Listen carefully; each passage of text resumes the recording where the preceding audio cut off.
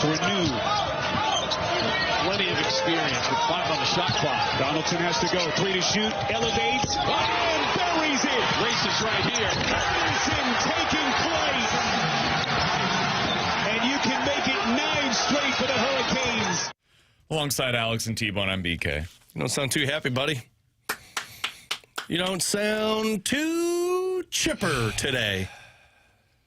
I didn't want to talk about this team. I thought about calling in. Did you get rocked like a hurricane on Friday? Nice. Here I am, rocking like a hurricane. That's I amazing. wish I didn't it hear wasn't. that song at the game. I just wish it wasn't predictable. You know, that's my frustration. Yeah. I'm not mad at the team. I'm here mad we at go. myself for at any point this year falling for them. That's what I'm mad at, Alex. Yeah. I should be better than that. I knew they weren't better than that, but I should be. But I believed in them, and I said, you know, they've got Mark Mitchell. Look at what T.O. Barrett's doing. Hey, we're seeing some signs here for Trent Pierce. Have you guys watched Jaden Stone? Look at him. That guy can really play. And then you get to March, and guess what? It's the same old, same old. It's the same story every year. They have some big wins. They beat Florida. Somehow. You tried to convince me that was still a big win for them. It was. No. They beat Awesome. Alabama last year. Every time we see this stupid team that I love so dearly, I really want it for them. Maybe more than they do, because one of their players afterwards said we just didn't play hard enough. And I thought to myself, how is that possible? Your It is biggest a game of the win year. or go home.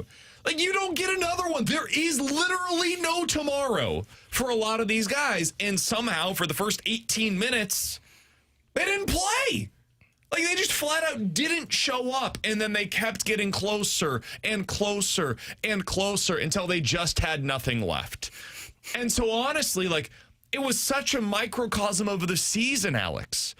They get off to this crap start. Then they really make you believe they're down by 2 despite as awful of a half as you could possibly play once they get to halftime.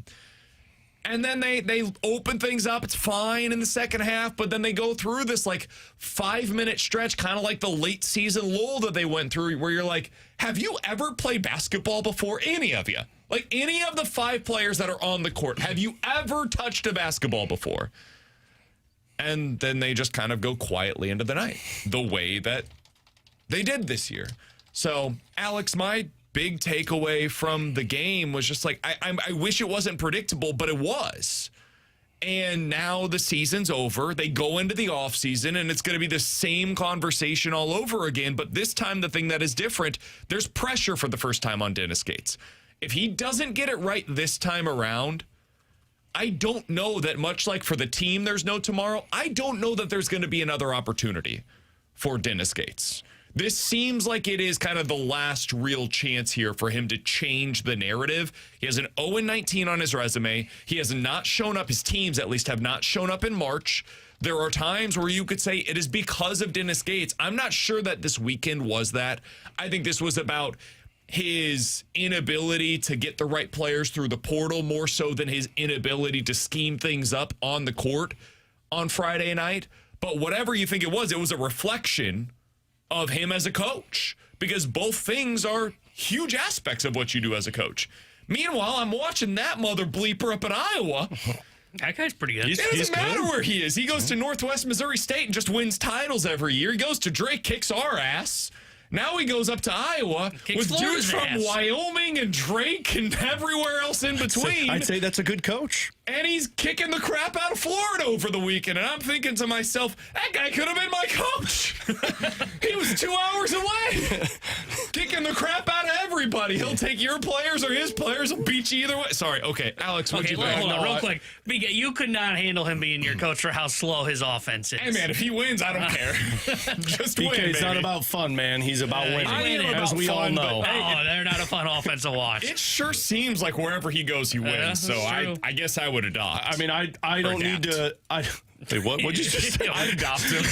Okay, man. God damn it. Whatever you want to do. This is going to be a problem today because I'm a little on edge. I say we probably should open up blue so you didn't get too angry on the I'm a little microphone there. testy today, Alex. T-Bone's over here wearing a bleeding Miami shirt. Miami. It's the second year in a row he's bought the opposing team's gear for March Madness, and it's the second year in a row. That's true. I can't give him crap. No, he's the for biggest. spending $50 on a stupid 40 was even NCAA cheaper tournament this year. It's better than the $75 hoodie that you one got was last expensive. week. Can I say that real quick? Somebody was hold this mic all day. Yeah, be Bob Barker and just hold it for the rest of the day.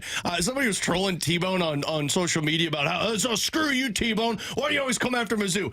King of the troll job there. I mean, to go out there and get props to troll you. And you know what? You want to know how close I was to even taking this another step?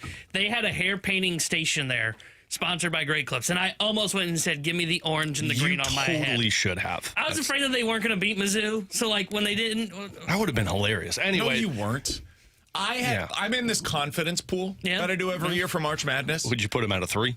I had Miami. That's what, the number one... I had them at like a 15 him on Friday. Yeah. I think you picked him on Friday. It wasn't surprising, and that's what sucks. So what bothers me so much. But yet you get so angry. All of this was so predictable. Which one has you matter? This one or the Drake one? This the Drake one. Oh, see, I thought this one I think was. the Drake one too, because like even though I don't think we had high expectations for that team. That's No, why I thought they were winning that game. I thought this one was agree. more. I meant My like in the confidence tournament pool? as a whole. Yeah, fair. My confidence pool, I had Mizzou as my pick that year. This year I had I feel like Miami. this one should have been a little bit more frustrating, though, because like that one we were saying nonstop. It felt like this one we talked about how evenly matched these two teams were.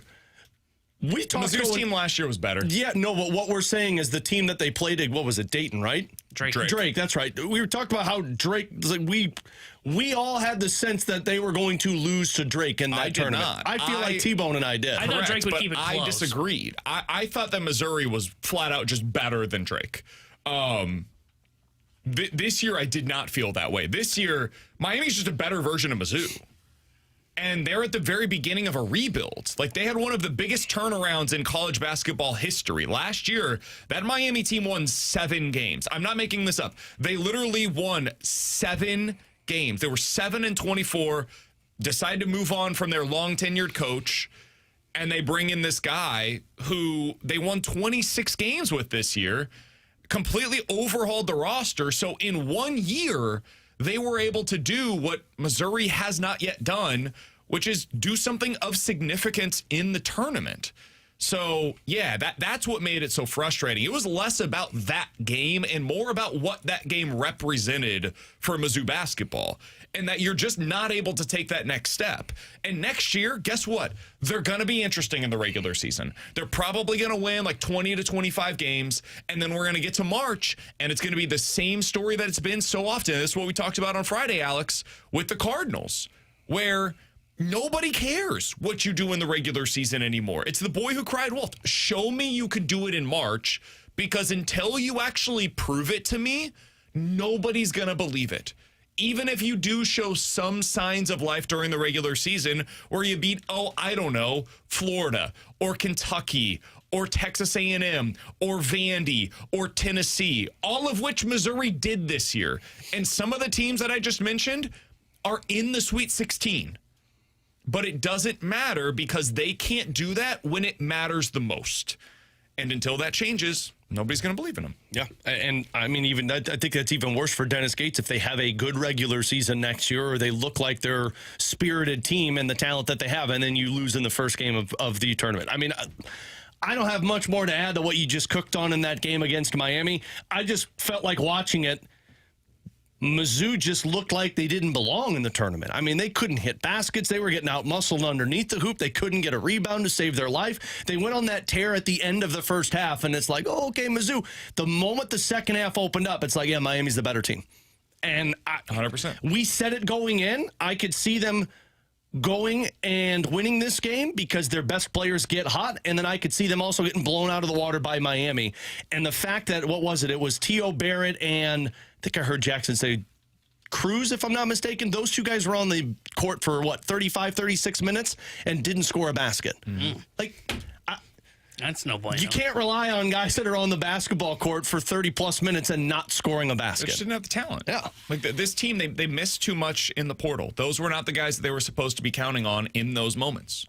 And they had to because they whiffed. They whiffed in the portal this past offseason. The theme of the Gates era, kind of. A lot of misses. Yeah. A lot of misses. Now, there's been some successes. I don't want to just say he's missed completely, but I think the theme of the Mizzou era so far under Dennis Gates is it's just too erratic from a roster building standpoint to what you get on the court with the team. Sure, he's gotten to 3 March Madness tournaments, but he's 1-3? And 2 of those losses are very shocking. And the Princeton, one win was Utah State. Yeah. And he's lost now twice to 2 non-power group of teams, right? Princeton in the Ivy League, and then Drake, who came out of the Missouri Valley. Can I add to that? Because I think some of this is also a reflection of how he schedules. And we asked this of Laird Veach over the last week. But when you schedule as poorly as they do in the non-conference slate, it allows for other teams to boost their resumes more than you. 100%. And so Missouri, yes, they have only won 1 game in the NCAA tournament. That's kind of how they've been seeded. They were a 7 seed, a 6 seed, and a 10 seed. And so they lost a game that they weren't supposed to lose against Drake last year. But otherwise, like, they basically have gone according to their seed. Where, yeah, you win a game in 2023. Now, the second round was a disaster where you lose to Princeton, but your seeding suggested you were supposed to lose in the second round. Yeah. You were the 10 seed. You were a slight underdog in this game. You were technically supposed to lose in the first round this year. And then last year was the Drake loss, and that's the one that I find to be so frustrating. But this is part of the issue, is when you schedule the way that they do, you don't give yourself as many outs. So if you do have a lull in the middle of the season, the way that Illinois did this year, for example, you don't have anything else to point to and say, yeah, but in November, we had these other wins that helped us boost our resume. So we go from a 3 seed to a 4, or a 2 seed to a 3. No, when Missouri does that, they go from a 5 seed to an 8. And so then they have to end up playing a 1 seed in the second round, which sucks. So they just have such a thin margin for error in terms of their talent that they're bringing in, the way they schedule, everything is. And I heard Dennis Gates say this after the game, where he's like, yeah, you know, we were still in our infancy stage as a team because of the injuries that we had. What? Javon Porter was the guy that you thought was going to change the course of the season? Man, I watched that guy play. He wasn't changing your season. Anwar Boateng, who you didn't want to play for most of the year, the guy was available for 14 games. He played 13% of the minutes. Like, he was not getting significant playing time and was not efficient when he was on the court. This idea that those were the guys that were going to change the course of your season, I just rejected. It's not true. And yet he's using this as an excuse as to why Missouri fell short of its expectations. So I don't know. I hope that he's able to this offseason bring in the talent that is necessary, and we'll get into that later on in the show today as to what needs to happen to avoid this same thing taking place again this time next year.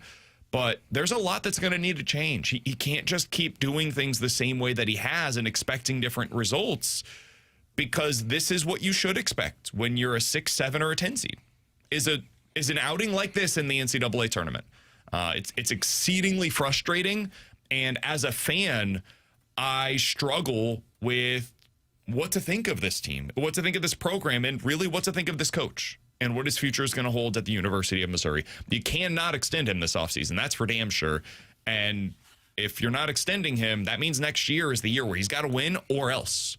And that may mean or else he goes elsewhere or else you fire him. One of those two things is probably where this is going, unless he can get this thing figured out next season. Alongside Alex and T-Bone, I I'm like the way the DK. Hurricanes are going, though. I like the way my favorite ACC school is trending. Yeah, they looked really good against I'd extend Purdue. that coach. Yeah, that's the thing. Like, Mizzou was losing yesterday, Yeah, no matter what anyways. Yeah, but I don't know if that would have been a 10-point loss against Purdue if Mizzou made it past Miami. It would not have been pretty. It was a good weekend for Illinois. They looked every bit the part of a legitimate Final Four contender. We'll talk about them later on today. The season did come to an end officially for SLU, though.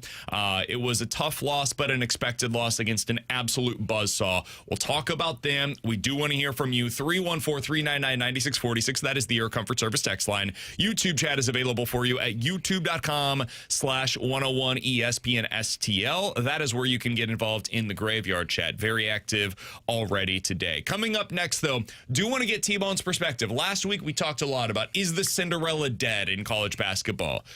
We've now seen the first couple of rounds of this year's tournament. It looked a lot like last year. Have we seen a legitimate change? We'll talk about that next year on 101 ESPN.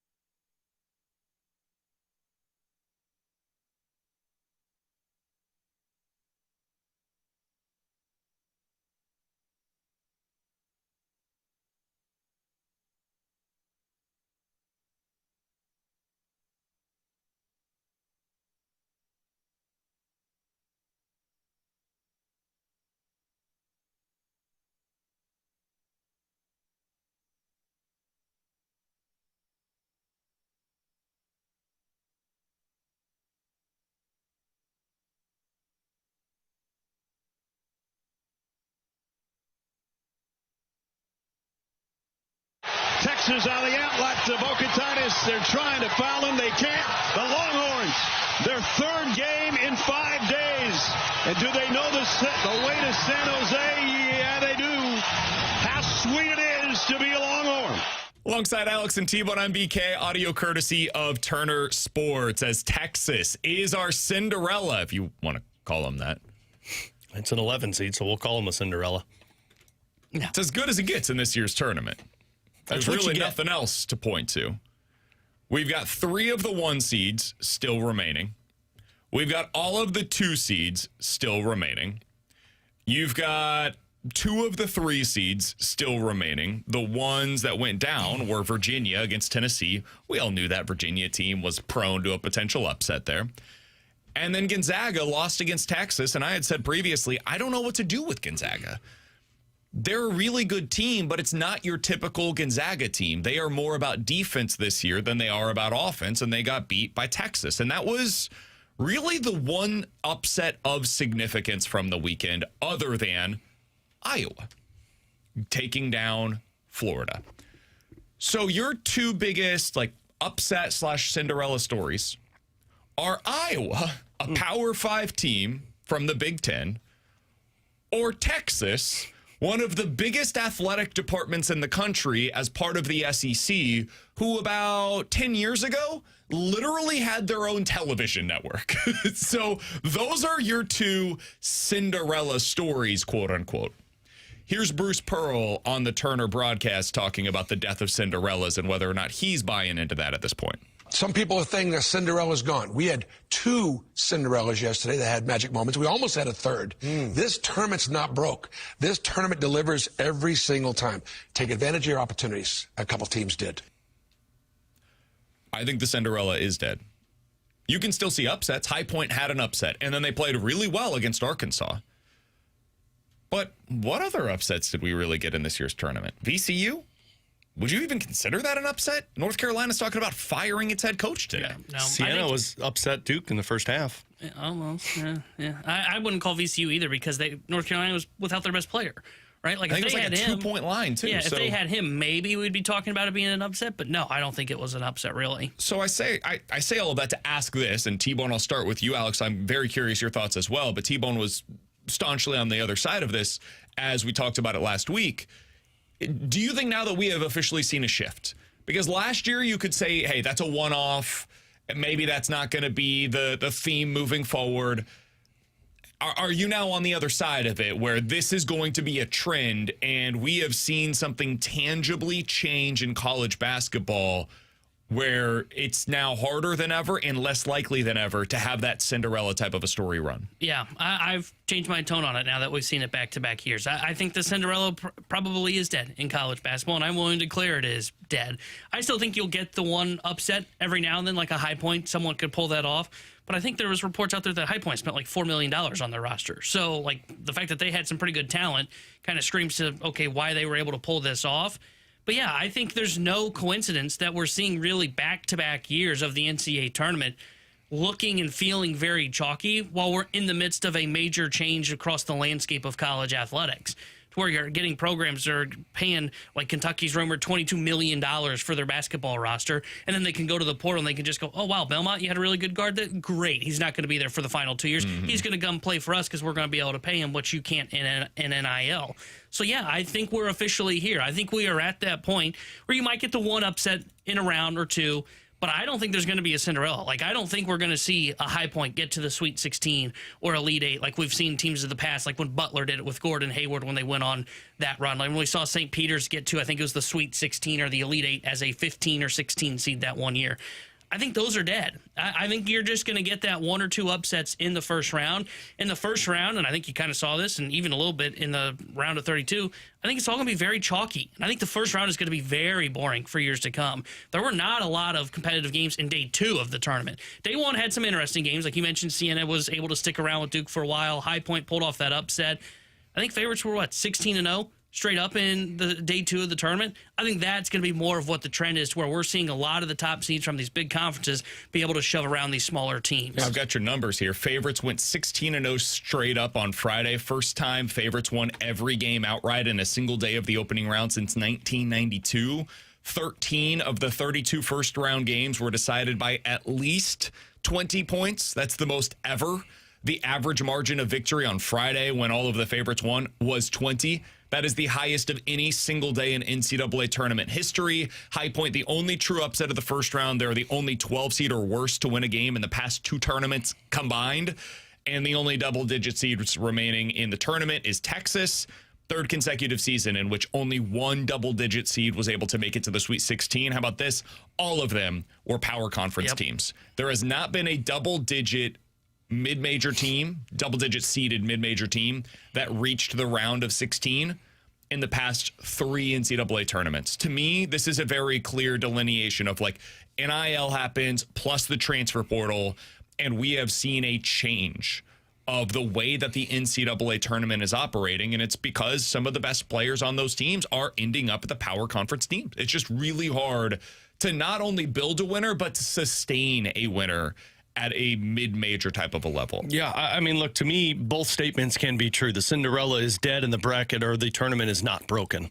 Because I didn't feel like the tournament wasn't entertaining. I think we still got some really good games. And this is my point on Thursday when we talked. Like, I think you're still going to have teams like High Point come out of nowhere and pick up a win. You're going to have teams like Siena that make it interesting, and who knows, maybe they can pull it off. But you're also going to get really exciting games like Kentucky and Santa Clara in that first round that came down to a couple of last-second buckets.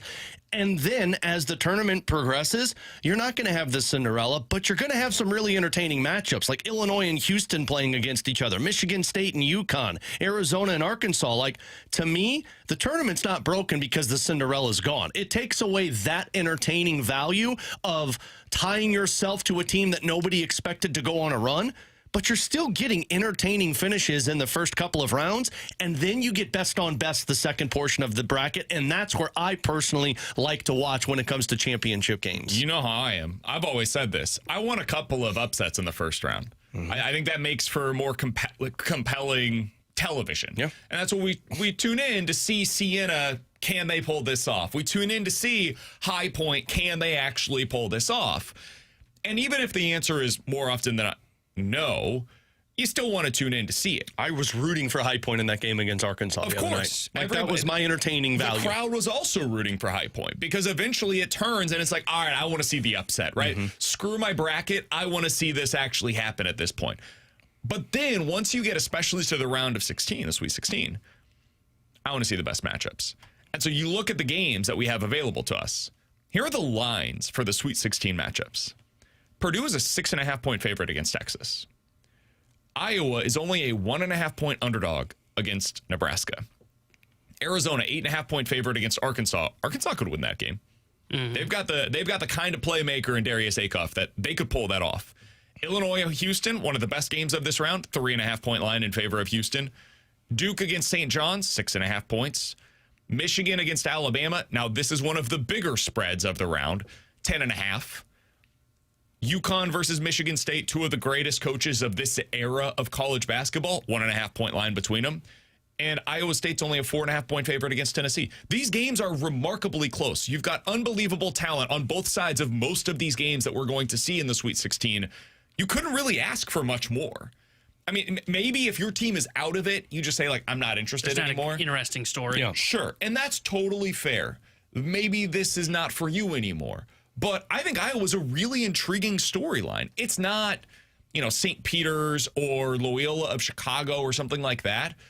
But it's pretty compelling to see a dude that went from D2 to Drake to Iowa over a 3-year stretch, who now has a lot of those kids that came with him from either Northwest Missouri State or Drake to Iowa, playing at such a high level that they were able to take down one of the top seeded teams in the tournament. That I think they were like third among all brackets of who people thought were going to win, third most highly projected team to win the tournament. Iowa just took them down, and now they're a 1.5-point underdog against Nebraska to potentially go to the Elite Eight.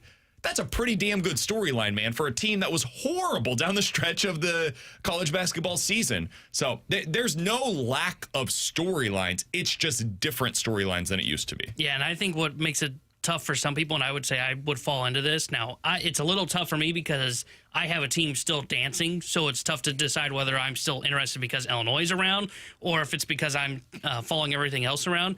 I just think those stories don't carry as much weight when it's not when it's a Power 4 team, right? Like everything you said about Iowa, 100% correct. Same with Nebraska. This is the first 2 wins in their program's history to get to a Sweet 16.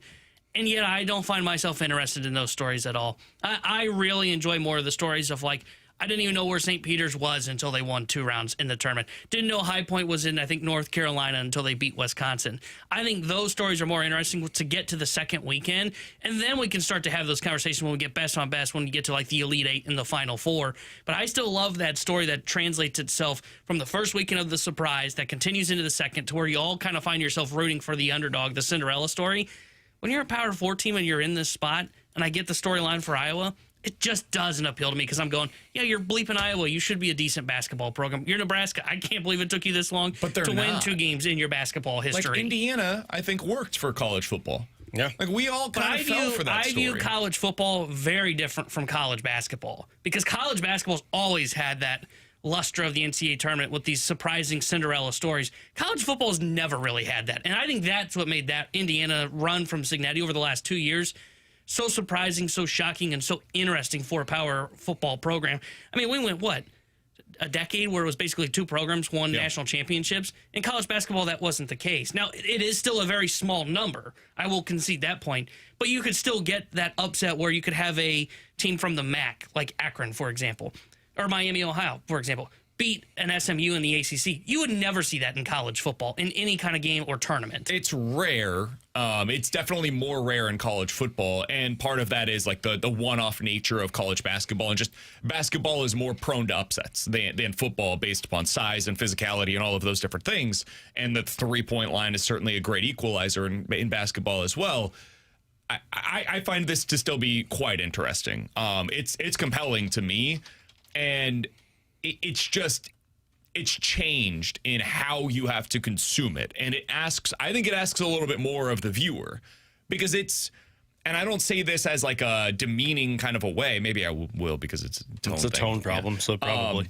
But like it's asking more of viewers to seek out those storylines of an Iowa and Ben McCollum and where he comes from and what he represents. Like this might be the best up and coming coach in college basketball. That might be what we're watching right now, where he is now doing this at Iowa in a way that we had never seen before, right? That is a more difficult sell, and it requires more than, hey, this is St. Peter's. You've literally never heard of the program before. And now they're going up against Duke or North Carolina, which are like the Tiffany programs in college basketball, right? That's easy to see. All right, there's a clear difference here. Whereas Iowa, like, man, I've heard of Iowa. They've got a really good football program. They've been here for like 25 years when it comes to football. Wait, why weren't they good at basketball? Wait, Nebraska? They were like the best college football program in the country for a decade. They've always been bad at basketball. Why? So that's a little bit different. I do agree with you there, T-Bone. But, man, I'm here for it. I think this is great. And I've really enjoyed the tournament thus far. It's just different. And I don't think that we're going back anytime soon. I think this is going to become the new norm in college basketball. And it's up to viewers to decide if this is for you or not. And I totally understand if it's not. But for me, like, I think we're going to see some really high-level hoops over the next couple of weeks. Yep. Agreed. I'm not sure that over the last 2 years, if you are a basketball fan, you could not ask for anything more when it comes to the Sweet 16 on and what you get out of the high level of quality basketball on display. Yeah. Maybe the other thing that hurts me here, too, Iowa, Nebraska, probably, would you agree, maybe the best non-traditional storylines for a game? Oh, my God, that game's going to be so slow and boring. Iowa literally passes up. Hey, I've got an open 3 in the quarter. Hear me out. I'm going to dribble it out and pass it up, and we're going to run the offense, so there's about 5 seconds left. Nebraska does the same thing. Oh, I'm telling you, paint will drive faster than these offenses run plays. I'll take that slow boredom for a close basketball game versus the boredom that I had watching Mizzou and Miami miss baskets for the first half. Dude, I am taking some L's this year when it comes to tempo. Houston plays extremely slow. Yep. Purdue plays that style. UConn plays slow this year. Tennessee is extremely slow. Iowa is slow. And a lot of the teams have slow, but defense first. Yeah, a lot of these teams that have advanced are very, very deliberate in what they're doing offensively. Meanwhile, Florida was the opposite. They were, we're going to get up and we're going to run. And Iowa said, too no, little, you're too not. late. No, you're not. The way that Iowa bends the game to their will. It's impressive as hell. It's unbelievable. Because there's teams that try to do it, and then they can't, and they end up speeding themselves up. Yeah. Iowa, Drake, too. Drake did it last year against Missouri. You try to speed them up, and you just cannot. They're so good at the brand of basketball that they play. I hate the brand, but I respect the hell out of it. I don't know how you couldn't after watching what this guy has done over the past 2 years, both at Drake and now at Iowa. And I know a lot of people will come back at me and say, yeah, why didn't you see this when he was at Northwest Missouri State? Come on, man. I wasn't watching. Maybe I should apologize for that. I won't. It wasn't. Could have had him as your coach if you would have tried a little harder. Yeah, Seriously. apparently I should have been watching. He hired a Cleveland State coach. The fact that it has been able to translate as well as it has is one of the bigger storylines in college basketball in recent memory. Josh Schert's also a former D2 coach. Maybe some of these guys should get more opportunities than they have. All right, coming up in 15 minutes, 314-399-9646. That's the Air Comfort Service text line for questions and answers. But next, what's the decision that still needs to be made when it comes to the final position player for the Cardinals? Because they haven't made it yet. We'll talk about that next here on 101 ESPN.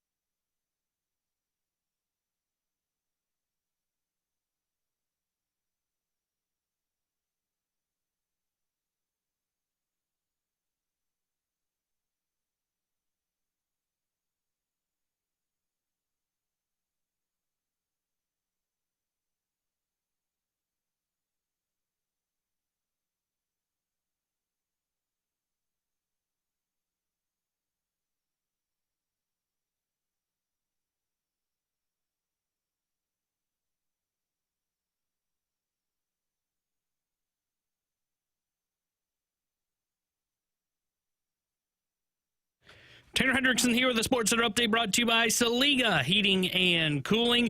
The Blues took down the Canucks over the weekend 3-1. They will be back in action tomorrow night when they return home to host the Washington Capitals. We'll have pregame coverage starting at 6 o'clock with Alex Ferrario. Puck drop at 7 o'clock with Chris Garber and Joey Vitale. And Illinois advances to the Sweet 16 where they will take on Houston in the South region.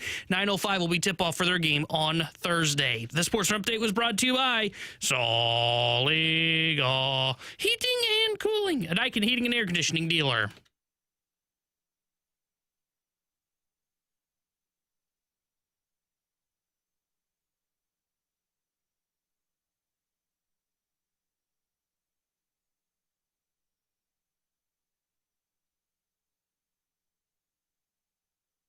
Alongside Alex and T-Bone, I'm BK. So the Cardinals have basically made every roster decision necessary leading into today and the scrimmage that they're going to do in Springfield. They decided over the weekend, hey, Gordon Graceffo, go take your talents down to AAA. We want to see all of our veteran options before we make any kind of significant moves that we can't take back. It's the path of least resistance, but also I kind of get it. The real decision there was Roycroft versus Graceffo, and because they have so many off days at the beginning of the year, I'm guessing they just said, you know what, we'll see Graceffo in like a week. It's not the end of the world if we send him down. Let's go ahead and take Roycroft for opening day. Fine, I'm good either way. The stakes on that were incredibly low. We'll see the other one very soon. There's still a position player decision to be made, Alex. And I think it really comes down to one spot or two spots, really, for Church, Fermin, and Sajasi. Those three players are battling for the final two spots on the roster. It is my opinion that Fermin will be here. And so maybe it is actually really down to Church versus Sajasi for that final spot. What do you guys make of the fact that they are taking this up until the very last moment that they can?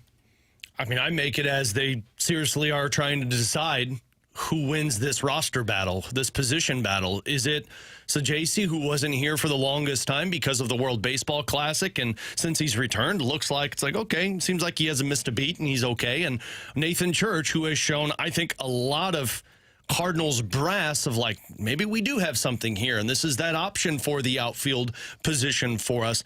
I think this is pushed to the brink because Sajasi is making it somewhat of a competition since he has returned from spring training.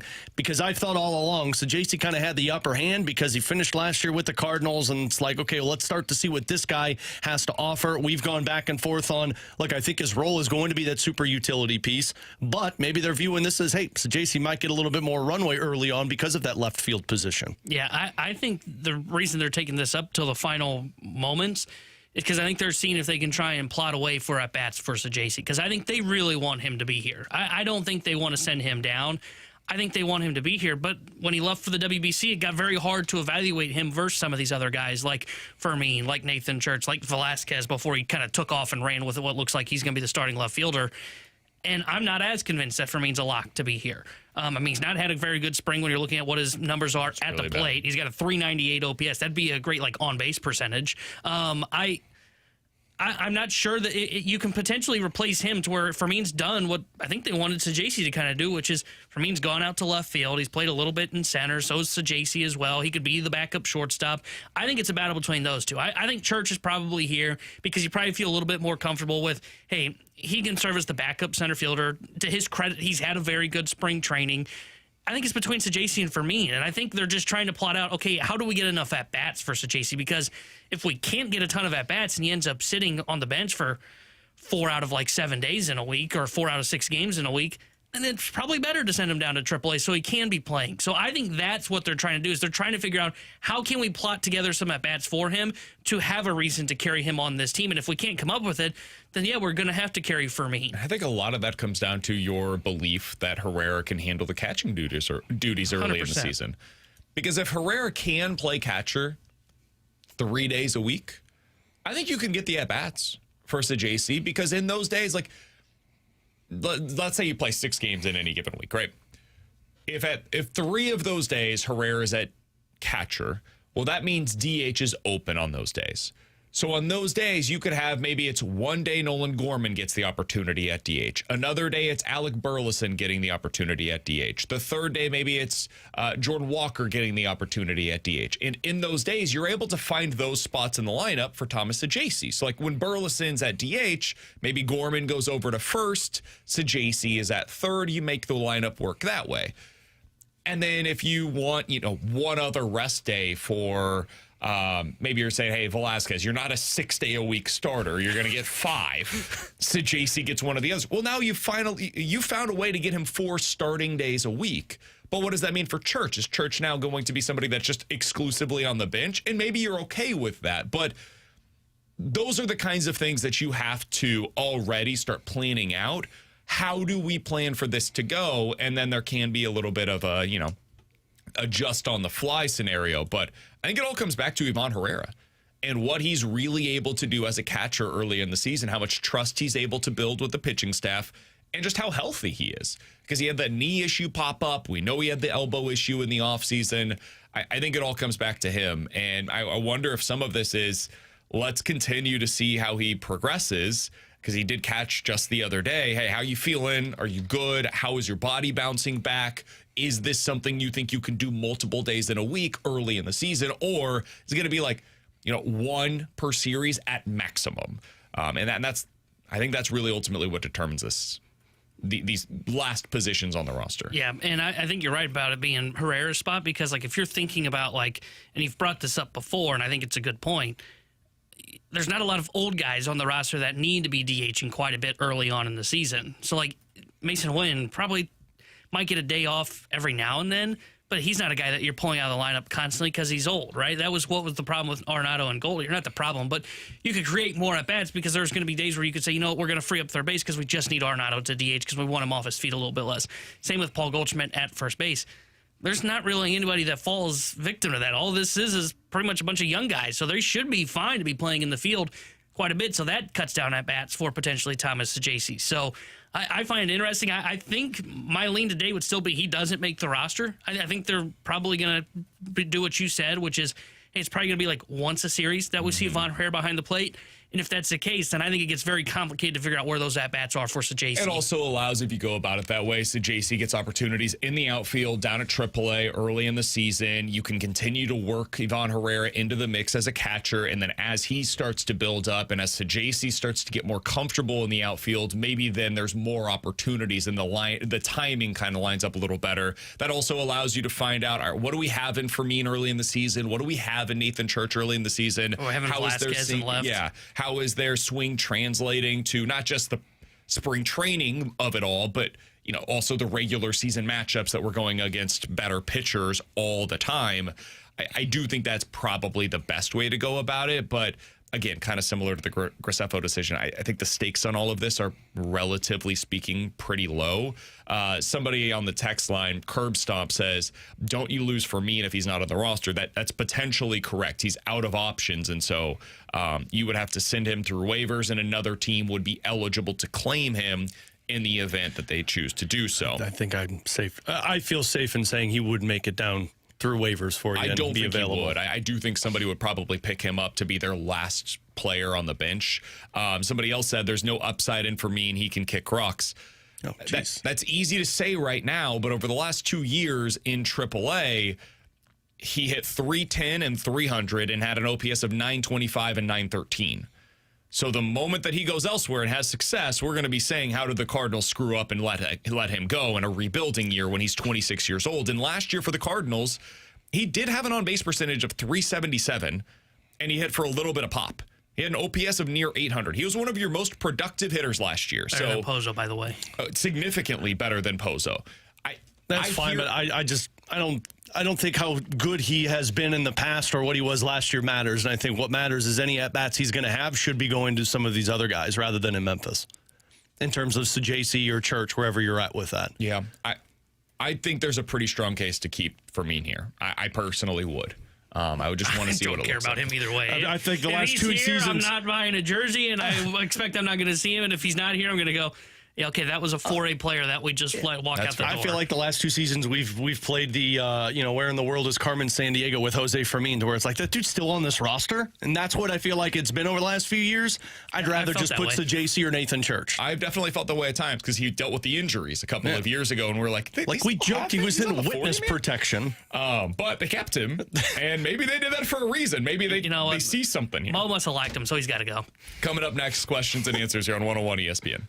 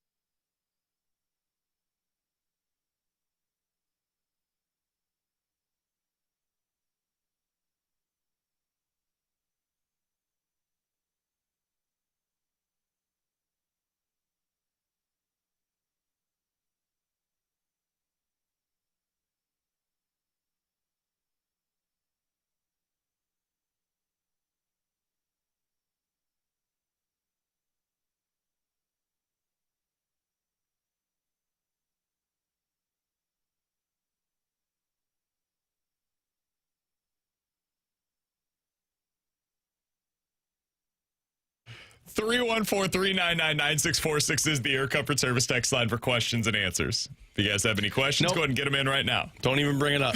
No chance. Don't even bring it up. That's right. an off-air conversation. From the 314, is the Blues free agent college signing a depth move for Springfield, or is this something more? They signed this guy, the undrafted Felix free Trudeau. agent cat, earlier today. Yeah. I think it's just a depth move, just to see, like, hey, maybe we could find something here. You put him in the minor leagues, and you just go from there. Is he related to Justin? I looked that up. I don't think he's related to Justin, but, Okay. Maybe they're distant cousins or something like that. I look, the Blues have not been very active in the past in terms of the college free agent market. I think the last college free agent that they signed, and if somebody can correct me if I'm wrong here, but it was Mitch Rinke, who is the defenseman that they signed. But like Keith Tkachuk that's the department he's in charge of within the Blues organization, is kind of scouting that pro level or the college level athletes. So, to be honest, I was surprised to see it, because typically this time of the year comes and goes and you don't have any signings. But look, it's a guy who scored a ton of goals when he was the number one guy for the team that he went to this year. So if anything, you get a depth winger that can score goals maybe at the NHL level at some point. All right, 314-399-9646. That's the Air Comfort Service text line for questions and answers from the 636. If the Blues get the 8th pick or worse, would that make it possible they trade that selection? That's interesting. It's possible. I could see them try and package all of their picks together and maybe try and move up in the draft, or, trade all of them and try and go get something that helps you now rather than a draft pick. But I don't know. They might look at it also depending on again, this goes back to the conversation of what's their direction, because if they're trading off pieces and going into a little bit of a rebuild, they might be selecting the 8th overall pick to put into their pipeline. From the 314, do you guys think that a team seeded 5 or worse will make it to the Elite 8 this year in the NCAA Tournament? So the options there would be Duke, Iowa, Tennessee. Iowa, Texas, Tennessee. Did you say Duke? Yeah, Duke's excuse me, St. John's. I was looking at Duke's the game played like a 5 or Duke, lower seed. St. John's, Iowa, Texas, Tennessee, I think are your options here. I would say yes, because I think Iowa can beat Nebraska. I do too. That's the one that I was thinking. All the other ones, like Texas, I think is finally, their magic's gone. Tennessee's going to lose. As much as I'm with you on Duke, who's been playing like a 5 seed, I think they'll be able to beat St. John's, especially now that they get like 4 days to practice. Yeah. And I saw Iowa State in person. They were maybe the most impressive team of the weekend.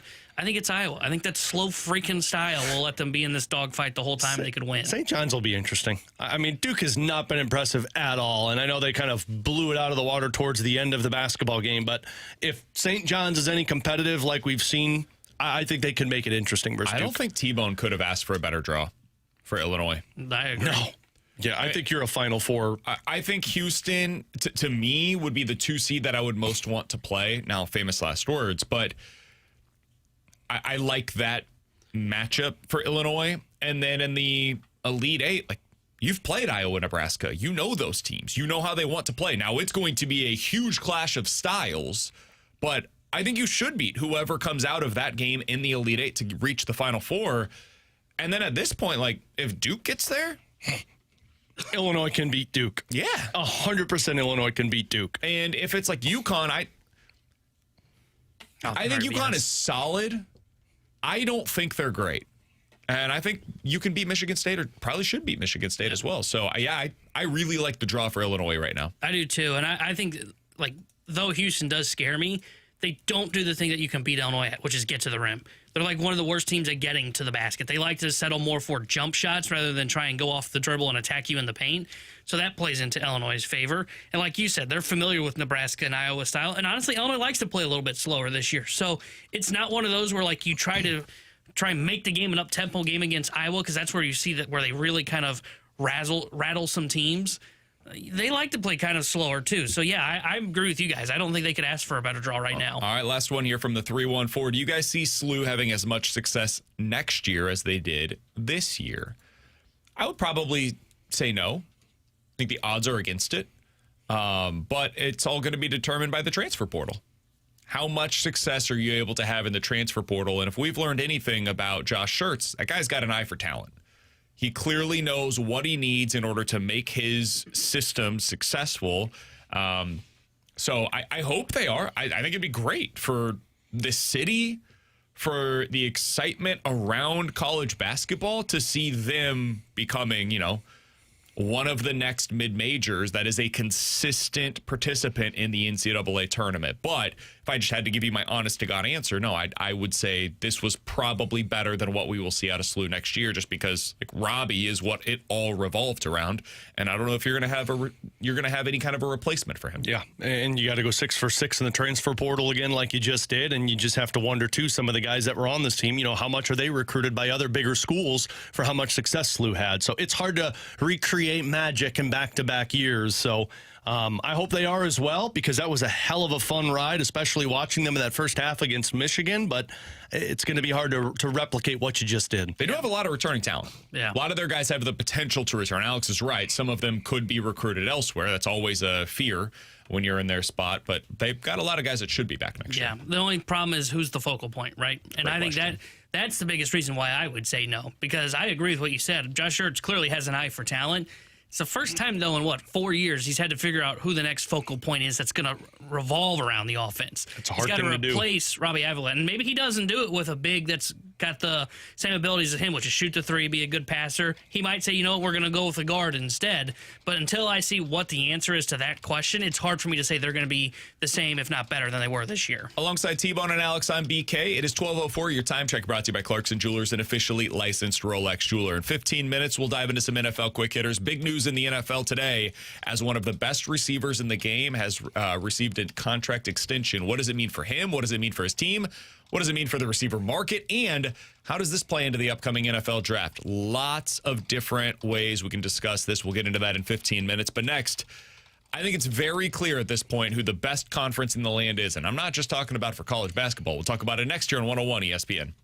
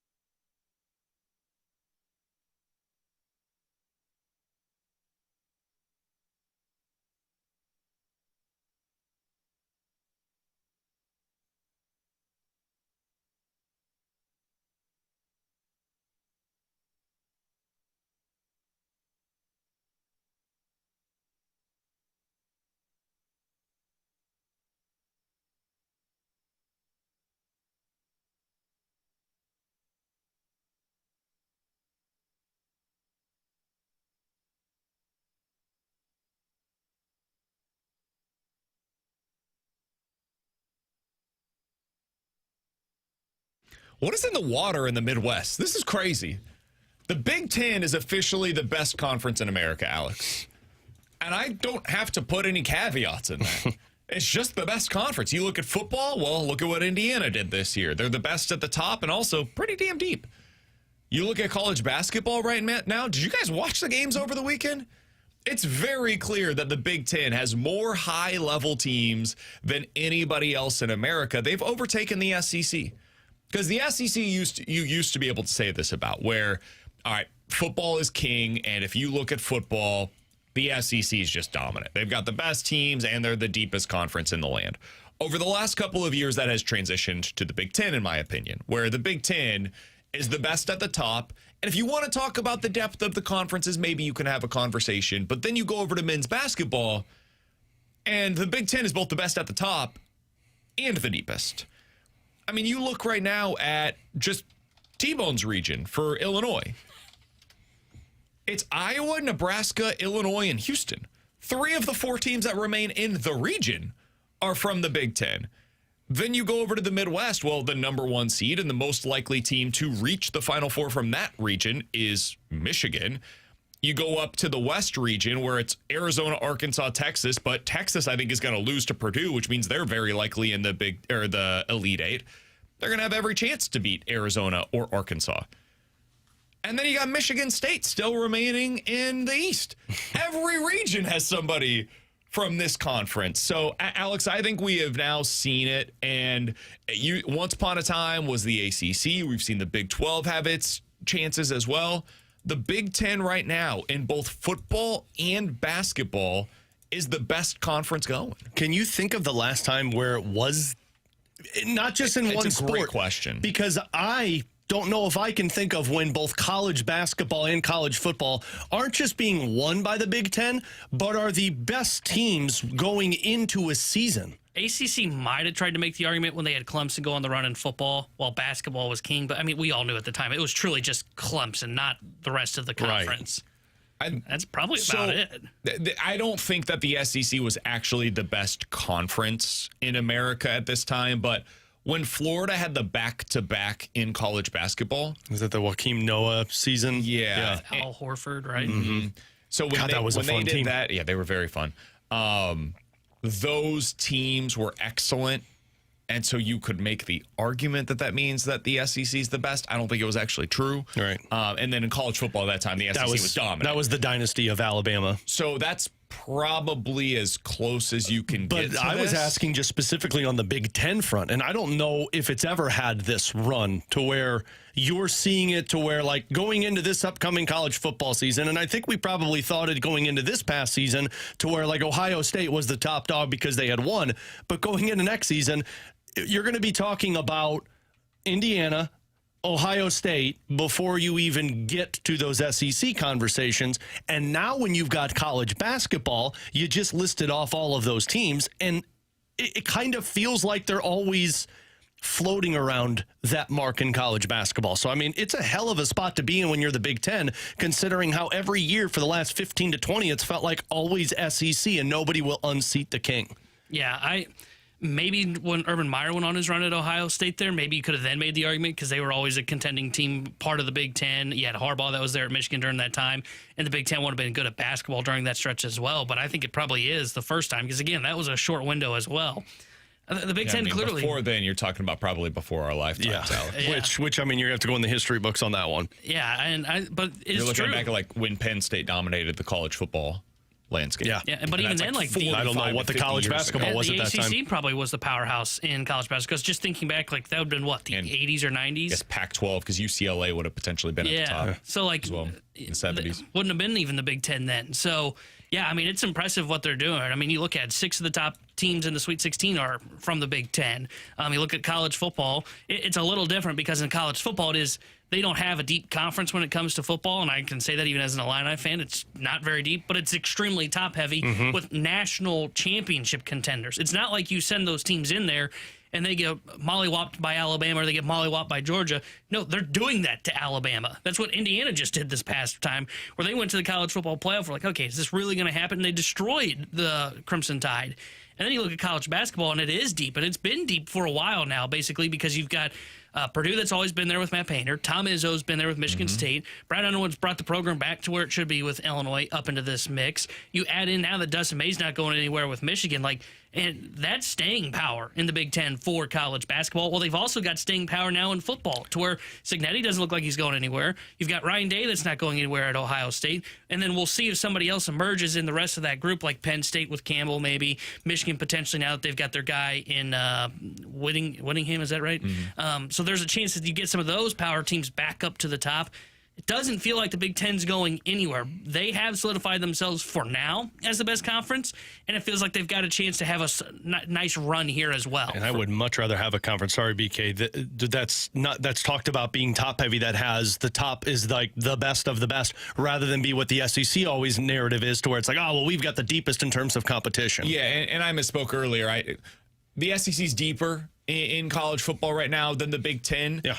But the Big Ten at the top is just better. And that's what we really judge these conferences upon, is like when you get to the Elite Eight, Sweet 16 in college basketball, who's still represented, it's not about who got the most teams into the tournament. The SEC was not the best conference in America this year in college basketball. I think we're now seeing that. But they had a lot of teams that were pretty good. And the same thing was true really in college football this year, where a lot of their teams were pretty good. Nobody was really elite, though. And somebody from the 314 said one good season from Indiana does not make their entire conference better. No, but a really great season from Indiana plus Ohio State plus whatever else they have to offer at the top of the conference, yeah, that makes you better. And then you look at college basketball right now, and you look at the way that college basketball conference is represented in the Big Ten. Like, Michigan is maybe the best team in the country right now. Illinois is a top 5 team remaining. Purdue and Michigan State are both top 10 teams remaining. I didn't mention yet Nebraska or Iowa. That's 6 of the 16. So you want to talk about depth? That's depth. You want to talk about the top of the top? That's top of the top. I don't know how else to really judge this other than that.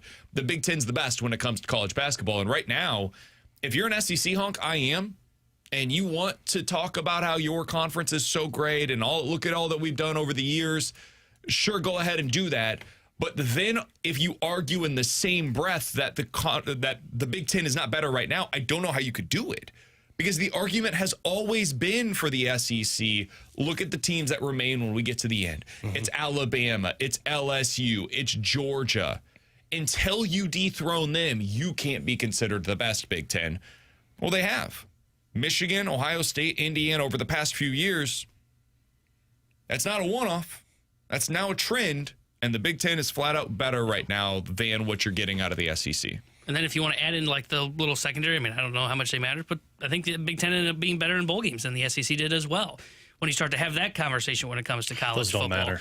I know, but like if the SEC wants to go out and celebrate if we're a deeper conference, well, you didn't show up for bowl season, right? I mean, the Big Ten was better in that stretch. Players don't want to play in bowl games. They don't matter. I get it, but then you look at the first round then as well, the NCAA tournament. You mentioned Purdue. Guys, Purdue was 7th in the Big Ten this year in the regular season. 7th, and they're a 2 seed.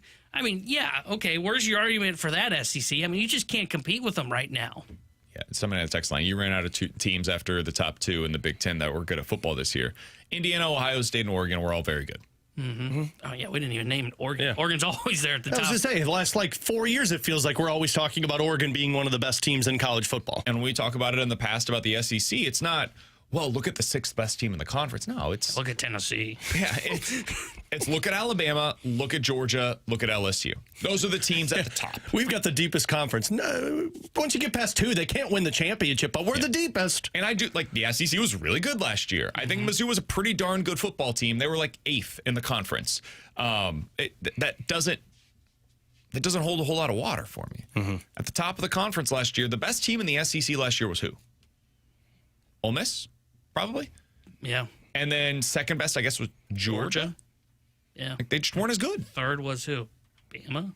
A&M or Bama, probably. I'd probably take A&M. Yeah.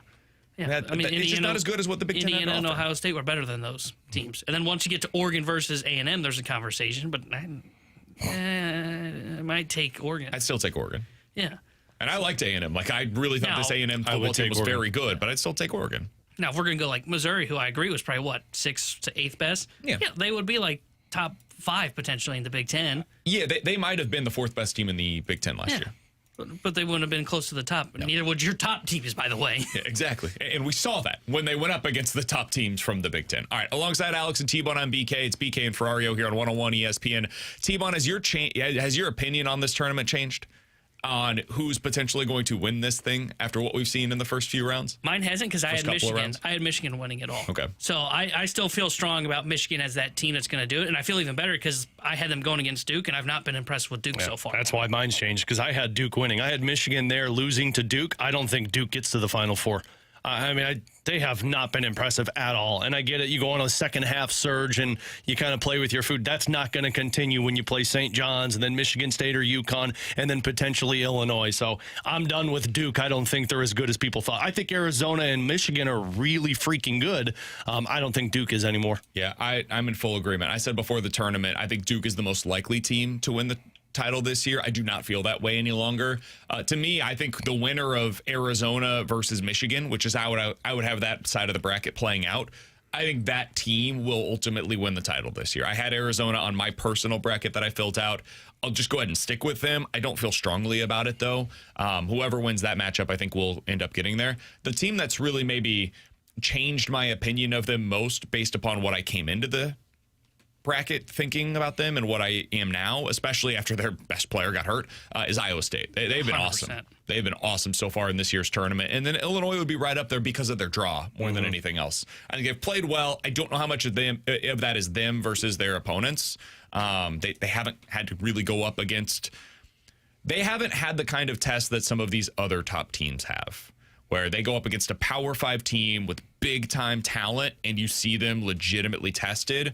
We'll get that first opportunity whenever they go up against Houston in this next round. NFL Quick Hitters next here on 101 ESPN.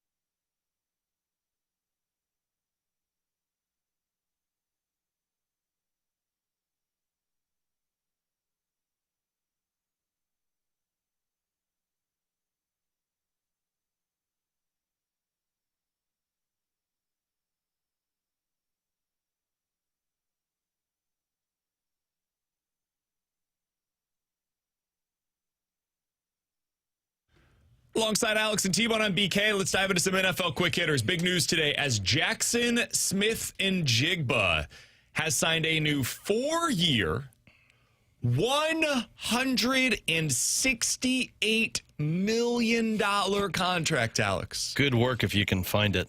That is not a misprint. $42 million per year in new money added to his current 2-year contract. So he's got 6 years left. When you actually do it over the course of that, it's closer to like $30 million in terms of the AAV. Good. But drops down a little bit. In terms of new money, $42 million per year. Alex, would you have done this? Hell yeah, I would have done this. Yeah. I mean, he's a difference maker. You just saw it.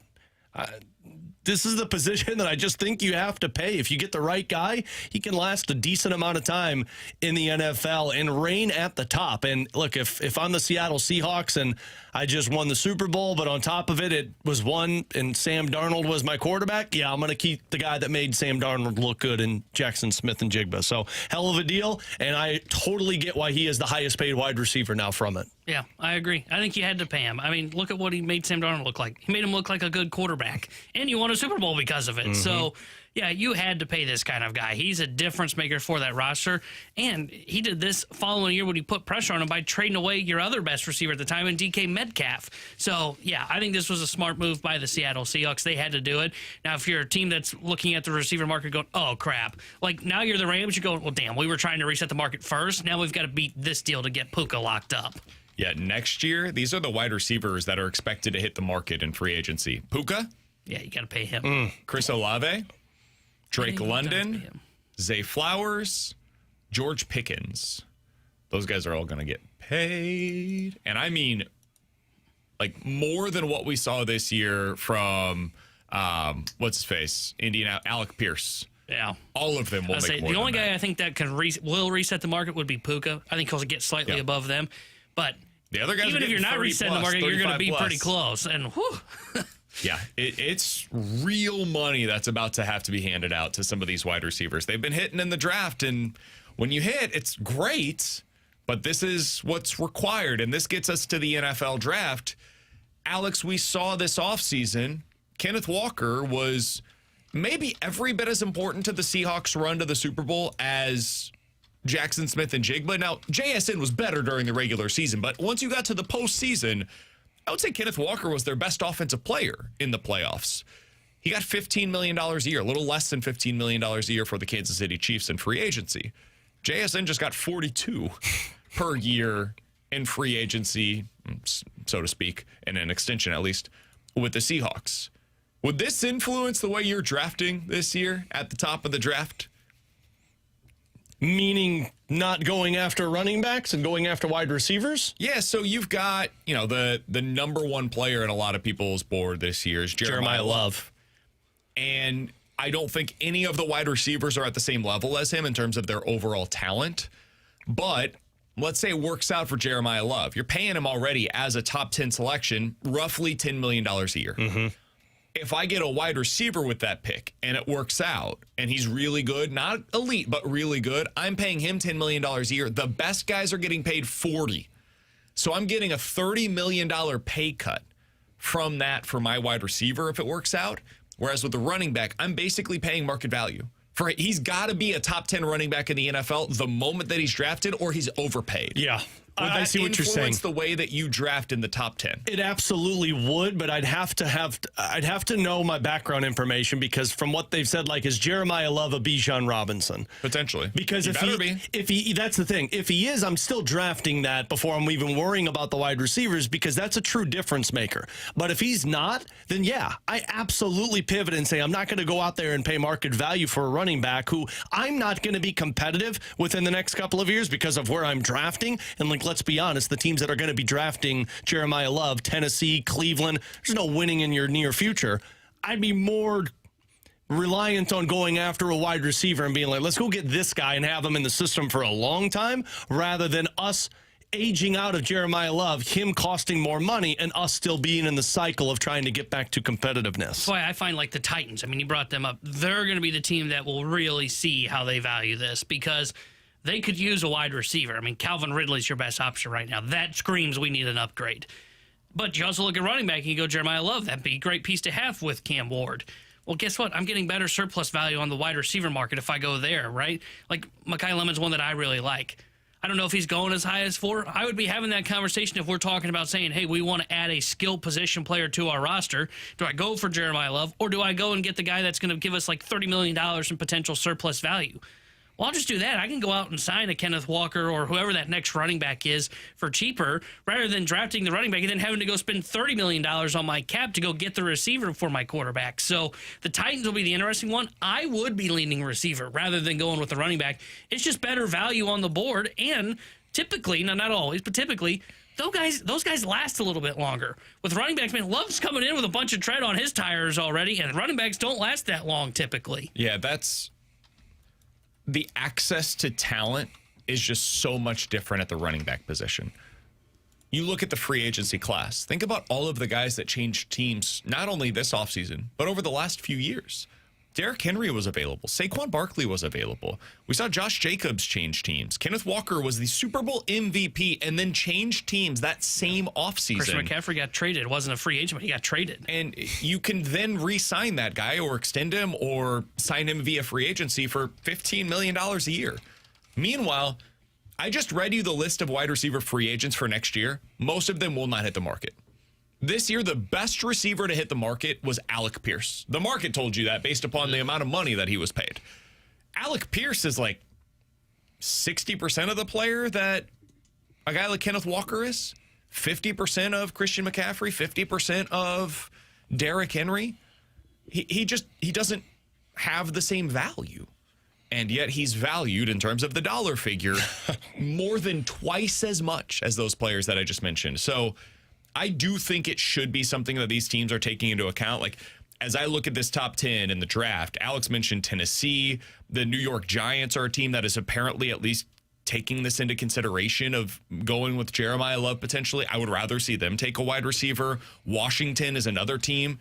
If you have to choose between Jeremiah Love or Carnell Tate, Jordan Tyson, Mekhi Lemon, I think I would probably be leaning toward one of those wide receivers in that scenario. Same thing for the Kansas City Chiefs at number 9 overall. I think they did this the right way to potentially set themselves up for either a defensive end or a wide receiver at 9 instead of being locked into that running back. It's why position. The only way that those receivers make sense is if you're a team that thinks it's just a one-off what took place for you and you can reset yourself pretty quickly. That's when you go out there and you get that generational talent. That's the running back. But I mean, even saying that, again, there's so much concern that you don't know what it looks like by the end of it, and you wasted what could have been a difference-making pick on a guy that wasn't what you needed him right away. That's Alex. He's T-Bone. I'm BK. It's BK and Ferrario here on 101 ESPN. Coming up next, I looked up some numbers on what the Blues do when Robert Thomas is on the ice versus when he's off of the ice.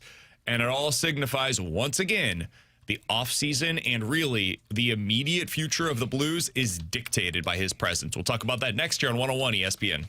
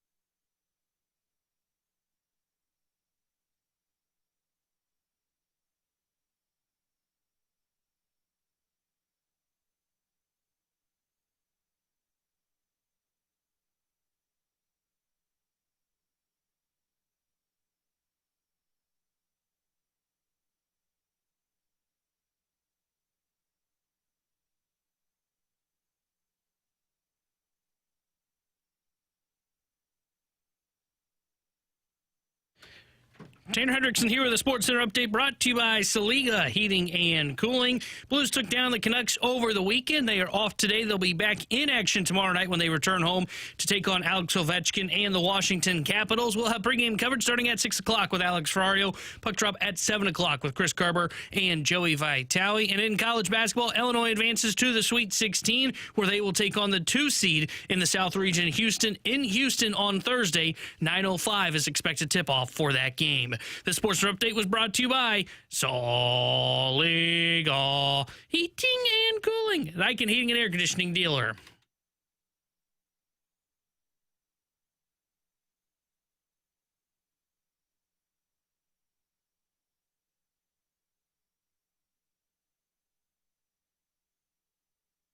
Alongside Alex and T-Bone on BK. So, Alex, I did a little research on one Robert Thomas over the weekend. You just checked out from Mizzou, and you're like, I got to go get something to take my mind off of it. Yeah, and you know that. Whenever I get into that mode, it's Excel sheet time, baby. Dangerous. The glasses come on. Let's do some math. So, the Blues, when Robert Thomas is in the lineup, as he was over the weekend, they're 24-19-9. Oh, we're back to this one again. That is not a great season, but it's about a 550 points percentage, roughly a 90-point pace over the course of a full season, probably enough to get you into the playoffs or at least sit in the conversation. For example, right now, it would be slightly better than Edmonton or Vegas, which, by the way, Pacific, what are you doing? It's a pillow fight. Didn't you hear Connor McDavid? Amazing. That's he's actually very spot on. That division really is a pillow fight right now. Meanwhile, when Robert Thomas is not in the lineup for the Blues this season, they are 4-11-2.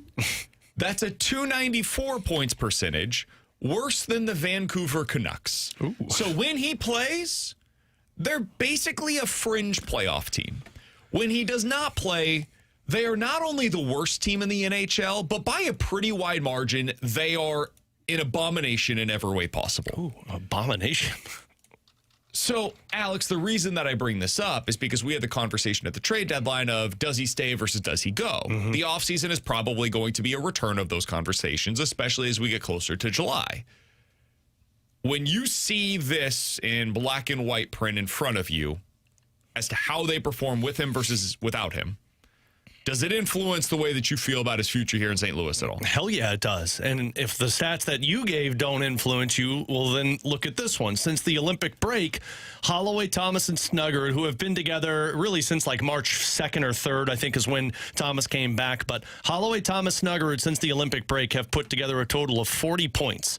Ooh. Impressive in itself. They're a plus 41 on the ice, which essentially means they're not getting scored on when they're on the ice together. It's the 7th most points on any line in the National Hockey League since the Olympic break. Here's who the company they're in with. Colorado's McKinnon and Natchez' line. Dallas with Robertson and Johnston. Edmonton with McDavid's line. LA Kings with Kempe's line. The Devils with Jack Hughes' line. And Tampa Bay's with Kucherov's line.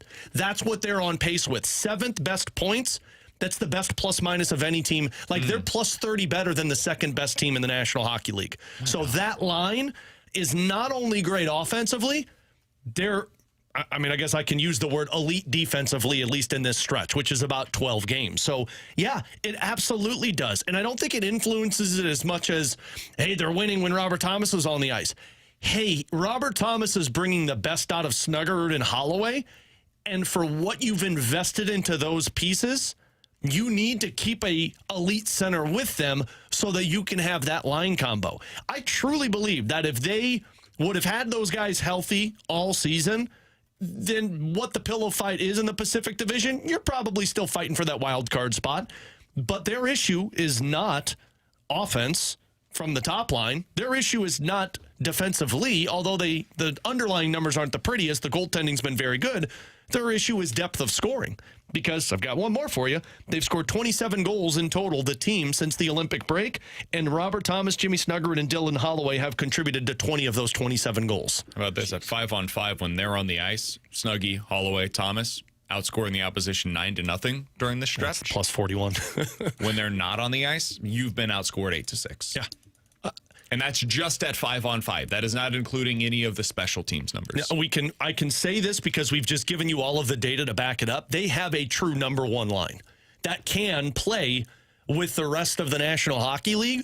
The question is, where's the depth? Because that's where they have lacked in this return since the Olympic break. And then, of course, the other question is, can they keep it for an entire season and stay healthy an entire season? Because that's their biggest issue. That's what I was going to ask, is how much this is another 20-game hot stretch, 12 games in this scenario, but 20-game hot stretch. Because last year we were saying the same thing was, hey, they found a number one line. Now, you could argue which one it was. It was either the Thomas, Booch, and I think Neighbors was on that line until Snuggerud got here, because Thomas led the league in points post Four Nations, and we had that conversations. Or you could have even made the argument at the time it was that Shen Cairo Holloway line, because that was the one that they were returning to a lot. Either way, you had 2 outs for a number one line, and then we saw at the beginning of the year they didn't have any answer for really any line combination that could work with Robert Thomas. So that's why I raised the question, is it another just 20-game hot stretch that we're seeing? The Shen, Holloway, Kyrou, that's the one that I would say was an anomaly, and it's not so much because of Holloway. I think it was because of Shen and Kyrou. And you're seeing Kyrou,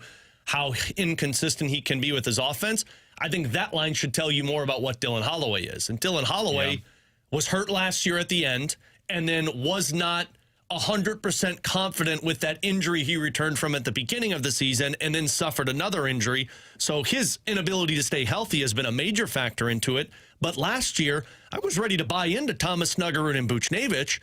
The problem was that third piece of that line, and it never worked out. Thomas and Snuggerud actually had a pretty decent connection last year in terms of how good they were defensively in the offense that they were generating down the stretch. Yeah, between Holloway, Snuggerud, and Thomas, I think those guys are 3 of your top 6. I don't know where they fit into the top 6, but I think those guys are top 6 players for you, not only in the immediacy, but down the road, the way that they're trying to build. And then it's about what do you have from there. I don't think Kyrou is going to be long for this. I don't know if Dvorsky's a future number 2 center or not. I don't think Buchnevich is probably a top 6 forward for you. I don't think Neighbors is either. I think he's probably ideally he's a third liner. I think he can play on that second line. You just got to get a really good piece center of it, but you need a really good 1-2 punch next to him. So I think you have building blocks currently on this team. And I think Thomas is a big one of those building blocks. And it's why I was always against trading him at the trade deadline. And I remain steadfast in that regard right now. As I've been watching this team over the last really 12 games, Alex, since the Olympic break, I'm not falling for this the way that I did last year, where last year I looked at it and I was like, all right, this is the jumping off point. They're going to use this and boom, never look back, right? I don't feel that way. But I do view Thomas and Holloway, this connection that they clearly have together, along with Jimmy Snuggerud, as something you can't build on for that line. I don't know what it means for the team, but for that line, I feel pretty good about this. Now, the underlying numbers are not as good as the overall goals. Like, it suggests they're merely solid when they're on the ice.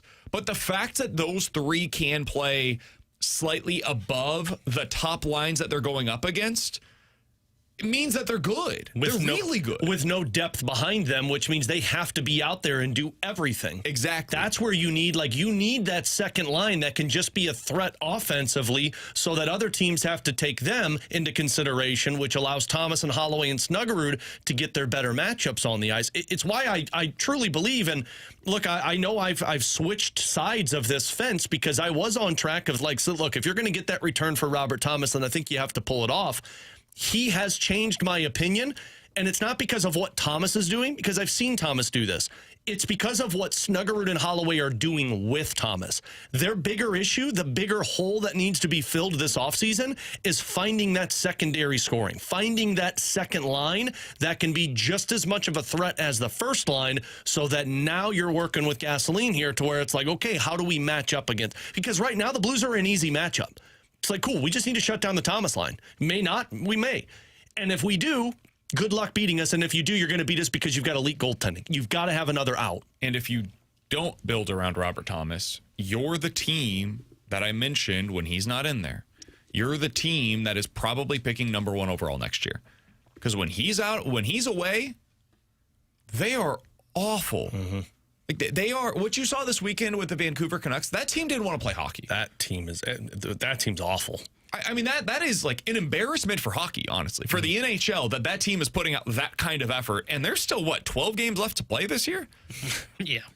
I think all of them would be like, it's cool. Yeah. We'll just wait. They've got one of those countdowns in the locker room. How many days till Cancun? Yeah, look, it's 25% chance. It's not going to change. Just call us on May 5th. I had the post-game host for the Canucks on pregame with me, and he said, you can give that guy a hug. He's like, right now, everyone is just wanting to get to May 5th. Can we just fast forward to the draft lottery? And they've got a better than, basically a 3 and 14, so they don't select number 1.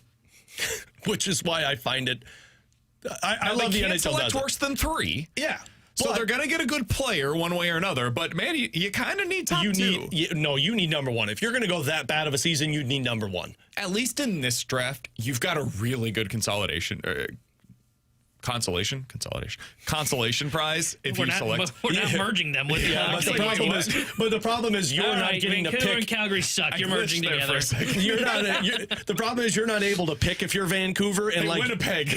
Yeah, you got to send Hellebuck to Vancouver. That'd be fun, actually. Although he'd be terrible there too. I just like if you're Vancouver, you need the number 1 pick. Like in St. Louis, if it's the number 3 or 4 pick, I think we'll be frustrated, but we'll be fine.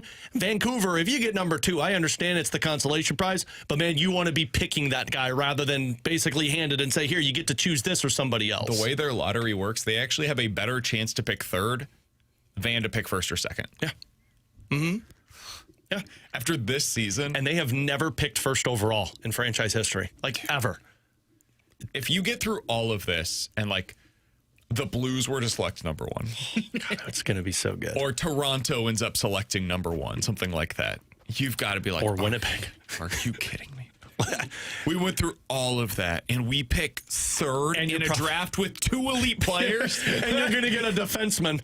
Go ahead, you get the rebuild takes forever. This is why you don't want to do a rebuild. This is why you don't want to do this because 1, the lottery is going to screw you over at some point. 2, you're not getting the guy you think can change the outcome of your organization. After watching them, I hope they don't get a top 2 pick. Oh, no, they don't deserve it. That's the ethical tank, man. If you're going to blow it up, you don't get the pick.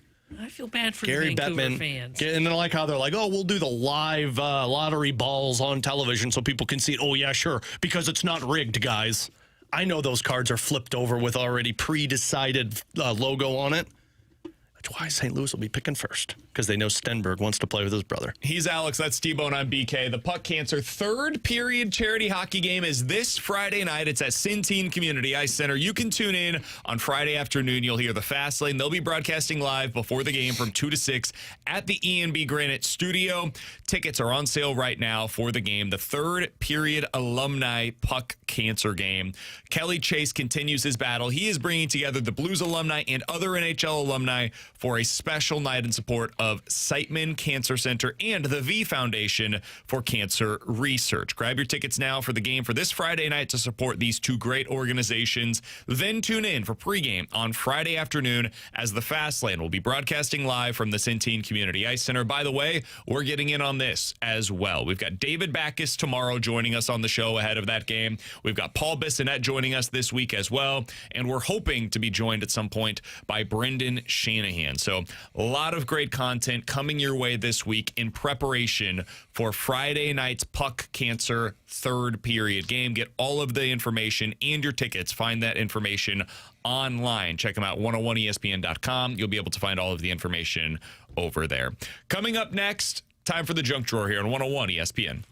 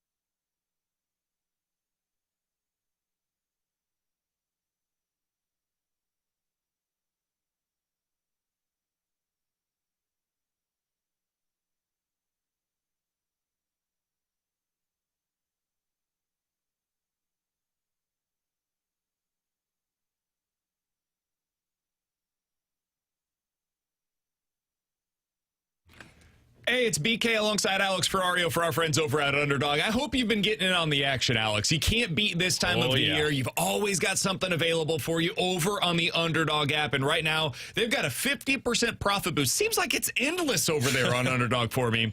And I've got, going into this upcoming week, Bennett Sturts going higher than 19.5 points. I think he has a rebound opportunity here for himself in the next round of Sweet 16. I've got Kylan Boswell for T-Bones Illini going higher than 1.5 three-pointers made. And Kingston Flemings over on the Houston side of things in that game, higher than 16.5 points. I think this is going to be a relatively high-scoring game given the way that Houston typically plays. I think you're going to see a lot of efficiency for those two teams. Put them together, that's 9-1 odds over on the Underdog app. It was a great weekend, and I'm looking forward to another one thanks to Underdog. Get your entries right, win up to 5,000 times your cash. So download the Underdog app today, use promo code BKO, and score $50 in bonus entries when you play your first $5. Promo code BKO. Underdog. Make plays. Win money. Must be 18 plus and present in Missouri. Terms apply. See assets.underdogfantasy.com/web/playing. Get terms _DFS_.html for details. Concerned with your play, call 1-800-MY-RESET or visit www.ncpgambling.org.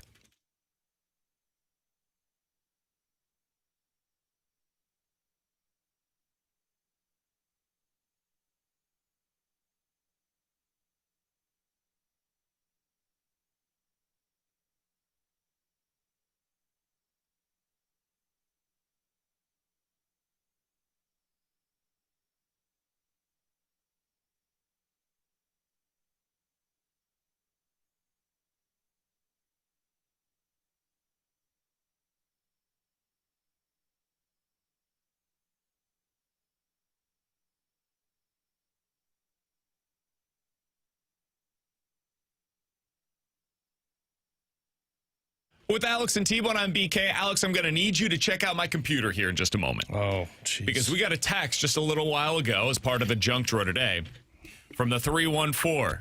Guys, I'm at work putting in headphones to listen on the app, but I just scrolled through Facebook. I saw a TMZ post that the OnlyFans owner/CEO passed away. I thought it was BK. Looked just like him. Got my attention.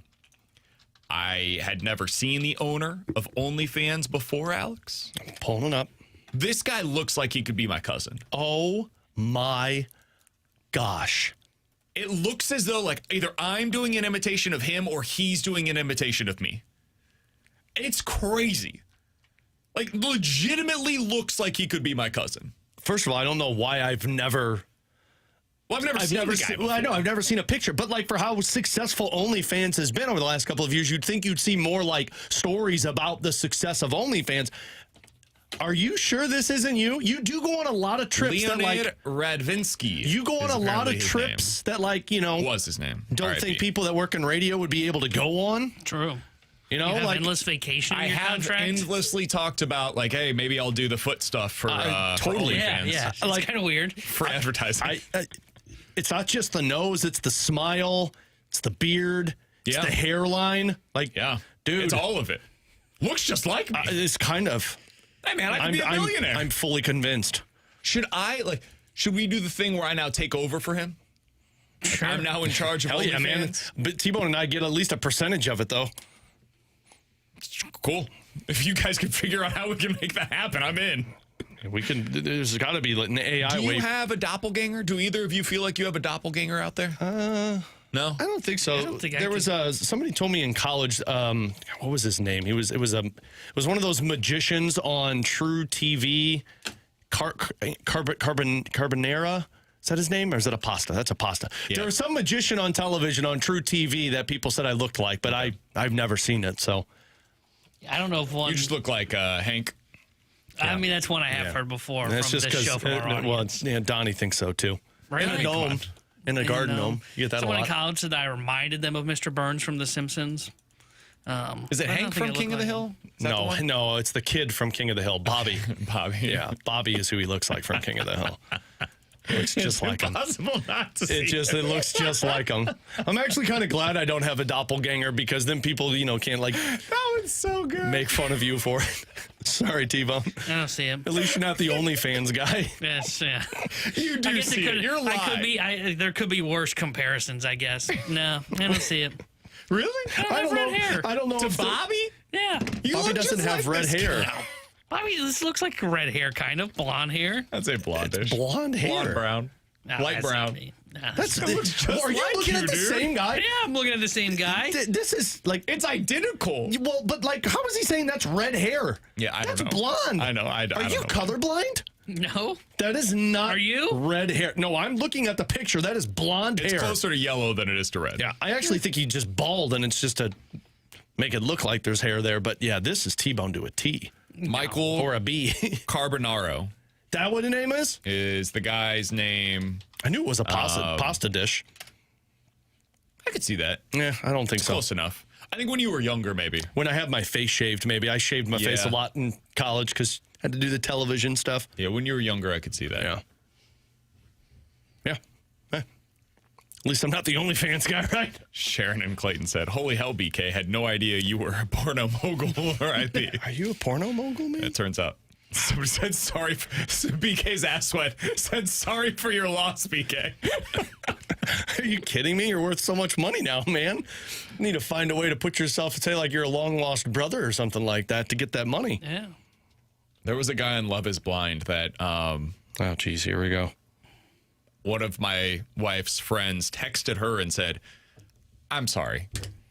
Is Brandon on Love is Blind? Like, what's going on?" Because the guy kind of looked like me as well. So That's apparently he was also Yeah, that'd be Russian. awkward. So maybe there's a Russian thing. You got Russian background? No, none.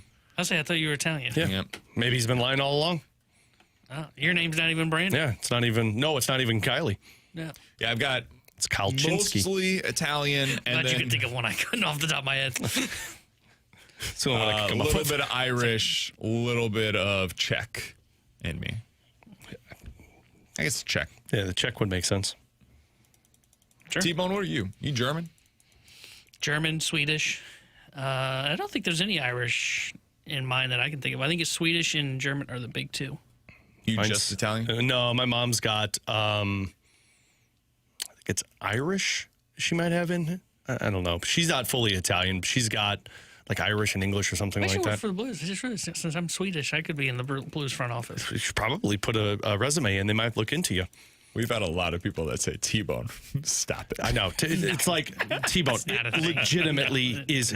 There's got to be something. We got to put this in a grok and just send a picture and say, what's the closest doppelganger we can find for all three of these? I'm going to do it right now. We're gonna find a way, T-Bone. Alongside Alex and T-Bone, I'm BK. It's BK and Ferrario here on 101 ESPN. If you guys want to get involved in the show, the place to do so is 314-399-9646 and on YouTube at youtube.com/101 ESPN STL. Coming up next, we're going to get back to the NCAA tournament where Missouri failed on Friday. What do they have to do next year to avoid reaching this same fate? We'll talk about it next year on 101 ESPN.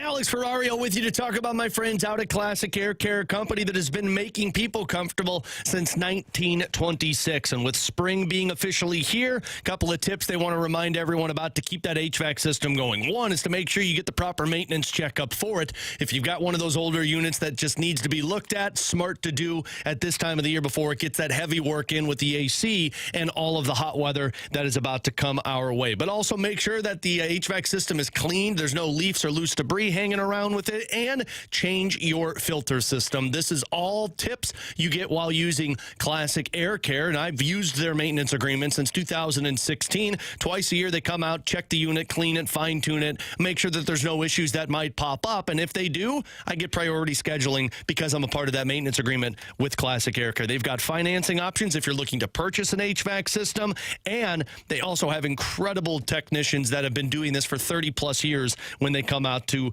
check the unit that you have. Like this one, there's 5-star reviews over on Google+. Barb said that Travis was great, excellent customer skills, showed us and explained what he did to help us today. Very detail-oriented and helpful to his customers. Can't say enough good things about them. So call or schedule online. Just do me a favor and tell them Alex Ferrario sent you. Classic Air Care and ClassicAirCare.com.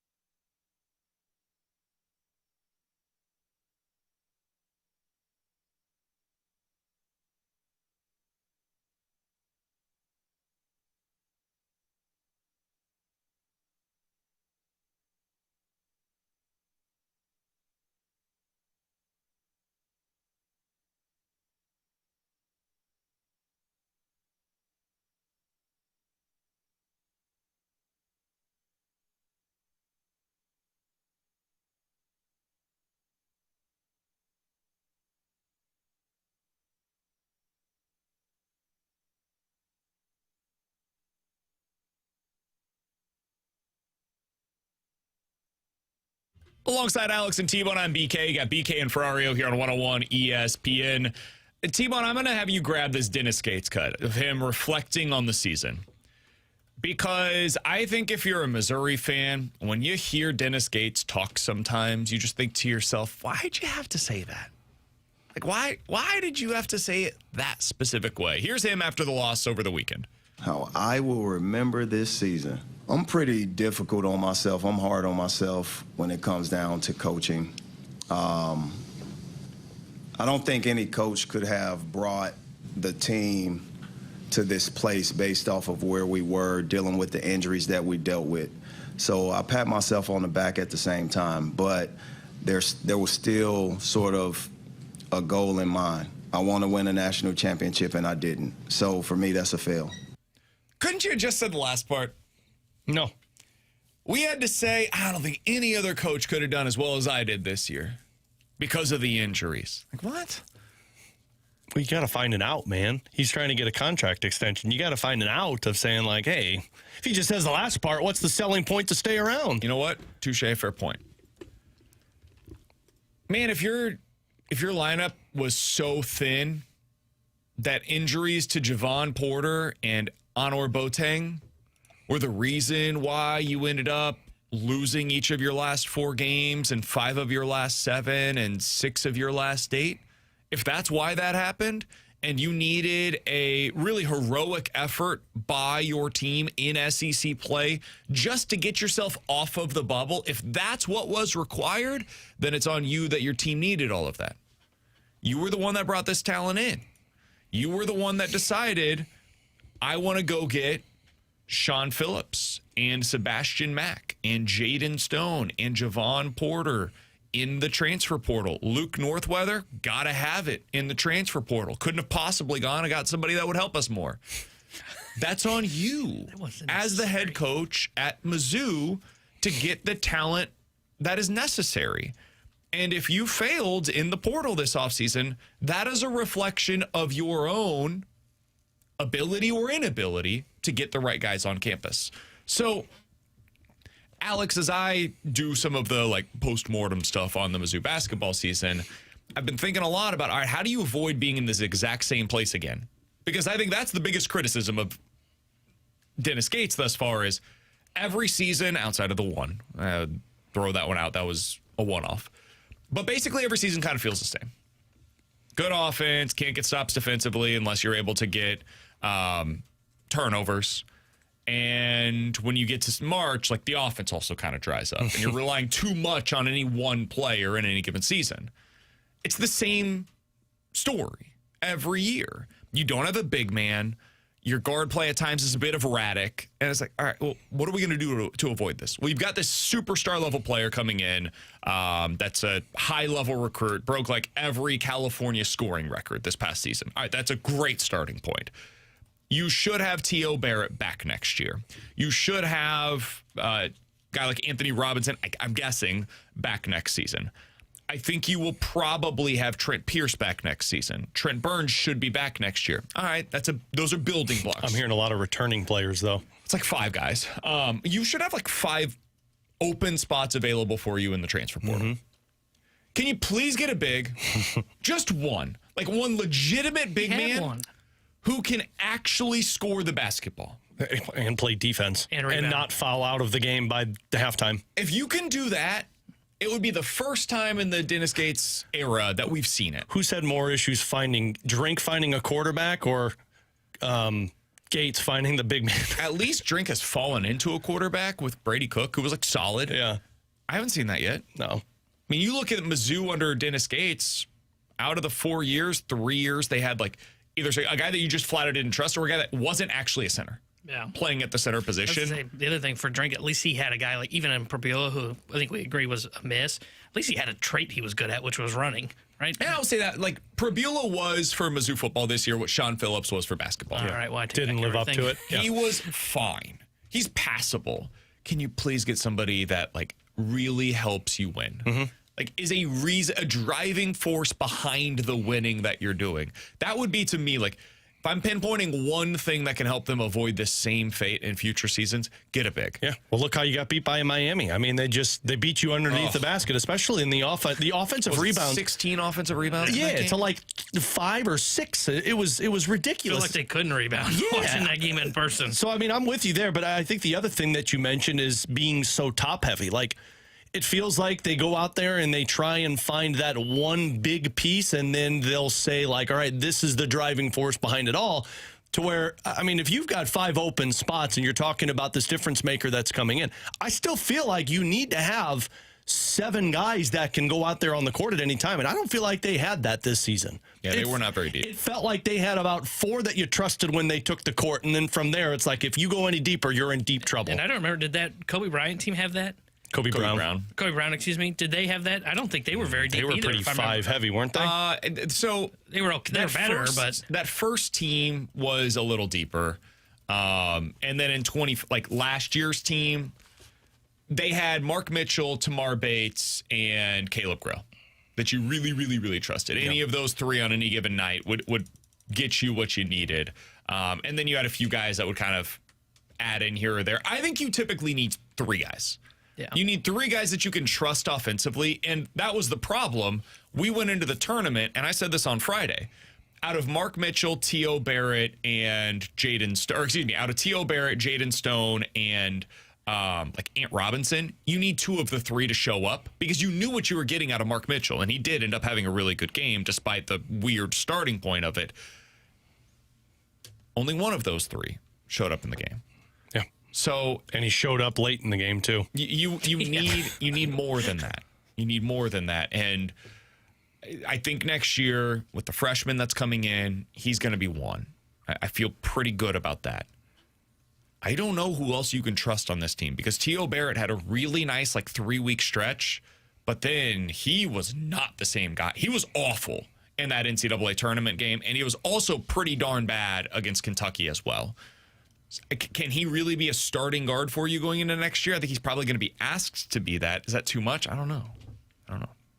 So how you feeling about the roster building here? I think you got to hope you have a Josh Schertz. Like a lot of problems. I think you need a Josh Schertz offseason where you go 6-6 in the portal. Luckily, I don't think it's that bad. I don't think it's got, and that's not to take a shot towards Schertz. I think you need 3 key contributors. Yeah.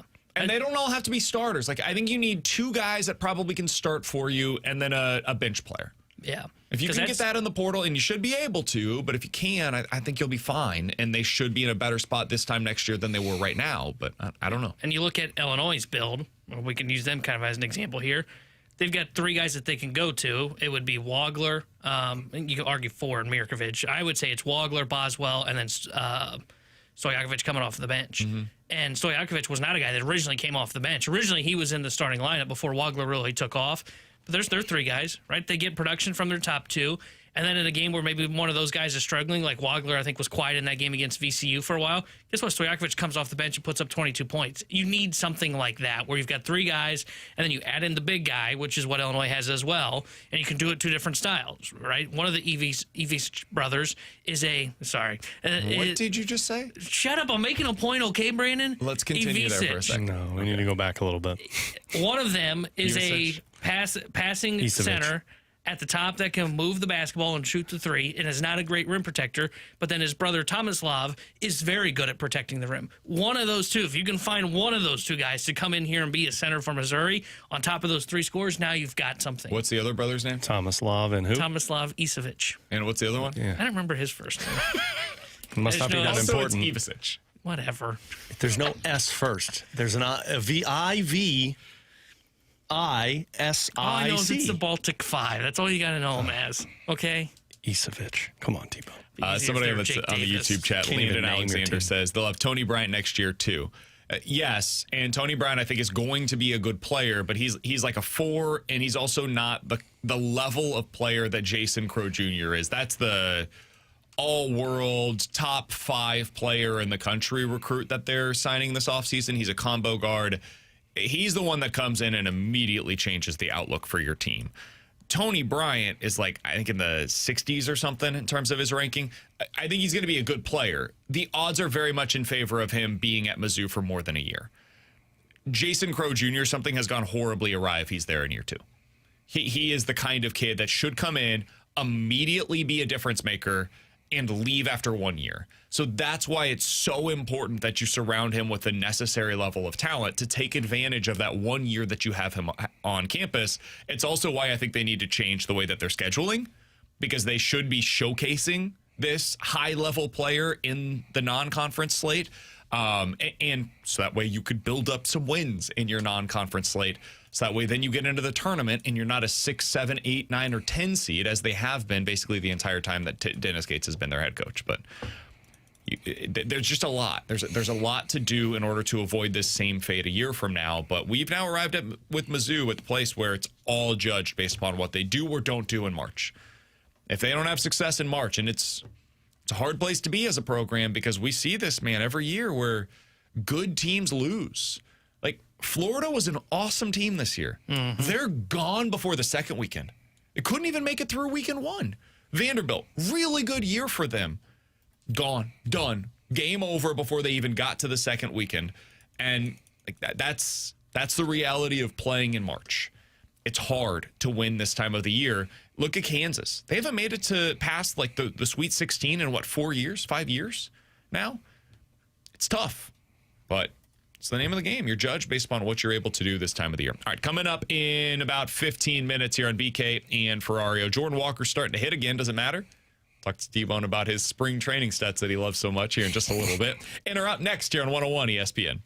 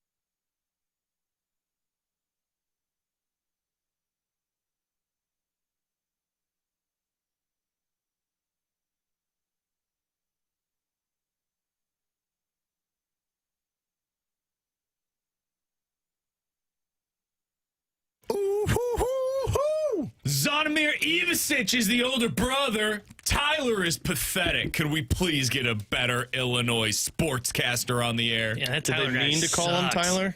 That's from the 636. I think that was making fun of you that you don't even know how to pronounce the Illinois player's name. 314-399-9646. You are now That's the Air Tyler Comfort Service from now text line on. for in or out. You guys give us a scenario. We will tell you if we are in or out here on BK and Ferrario. All right, boys, let's start out with this. In or out? Ivan Herrera will start at least 50 games behind the plate this year. Oh, in. I think they want to see this thing through. At least that's what they say. I'll say in. I'm going to say out. I don't think he'll get 50 games behind the plate. I think the Cardinals are just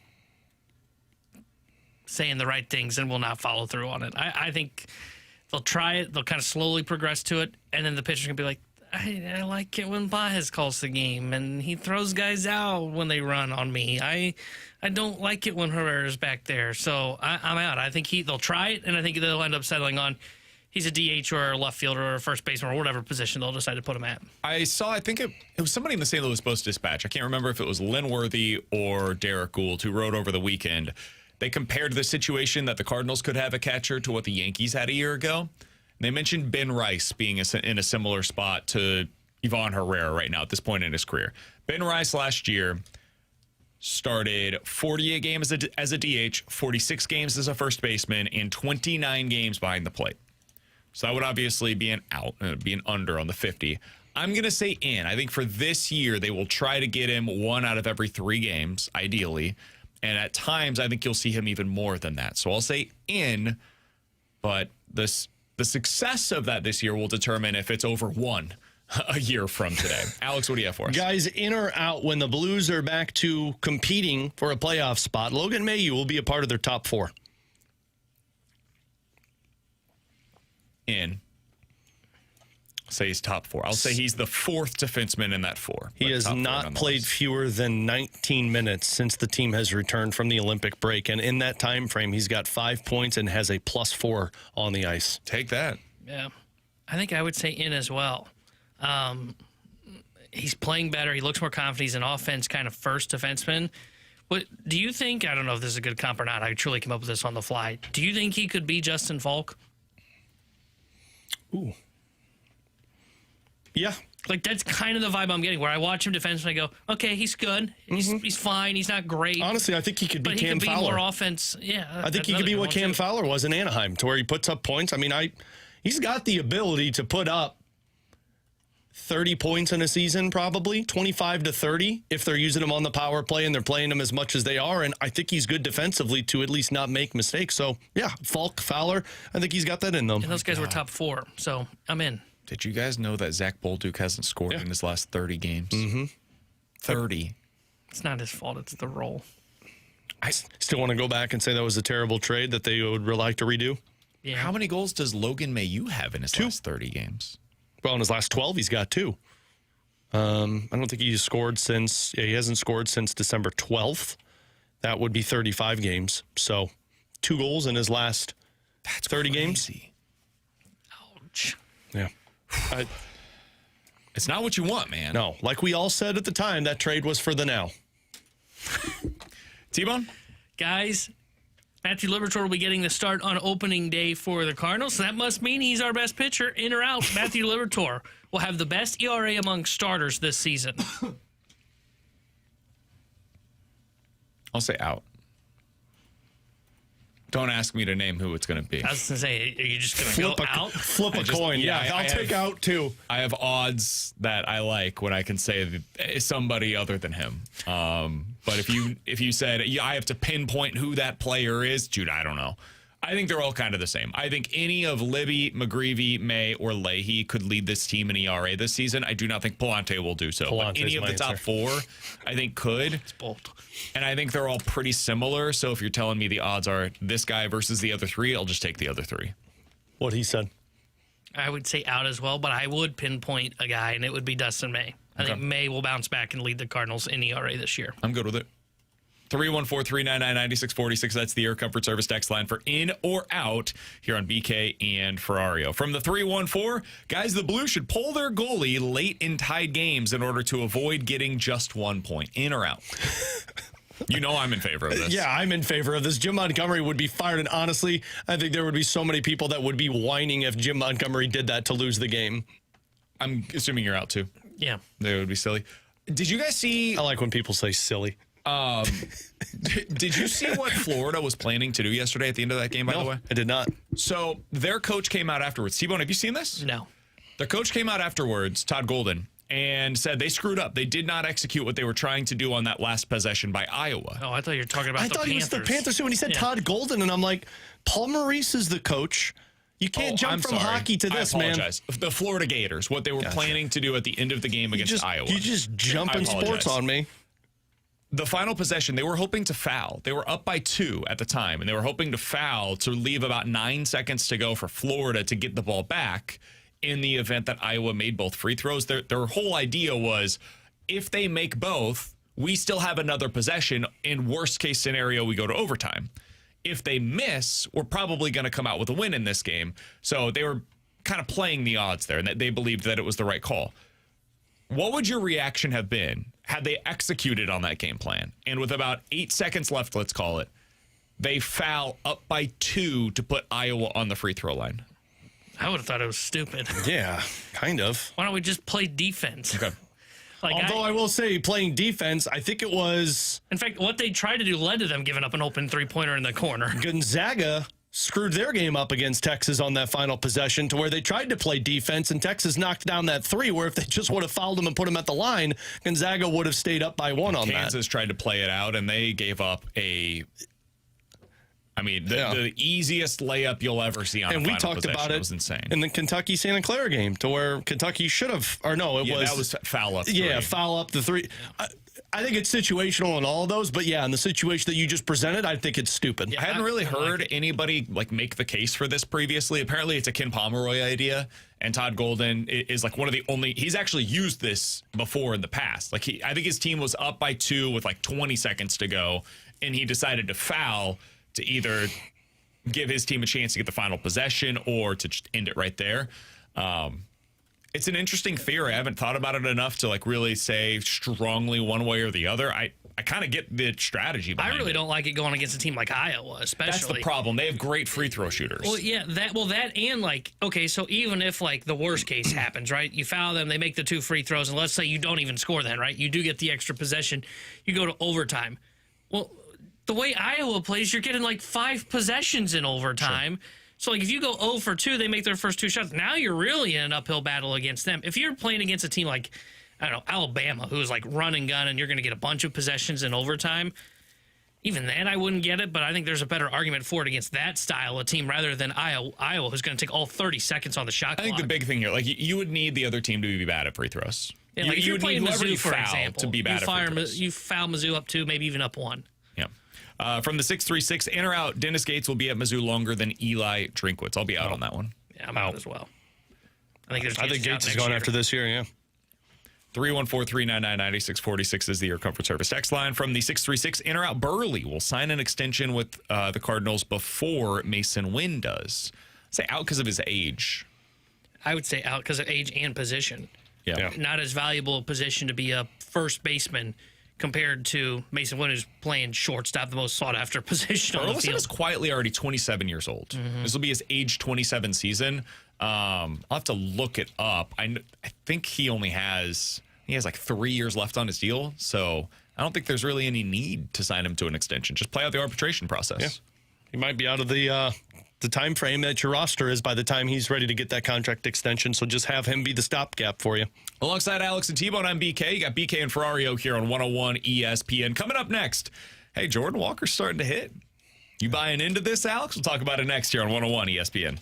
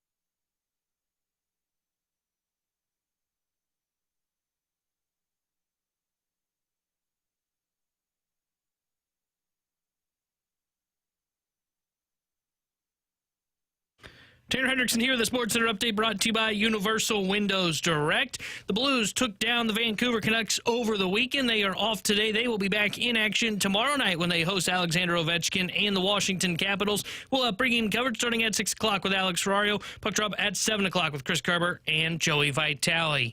The Sports Center update was brought to you by Universal Windows Direct.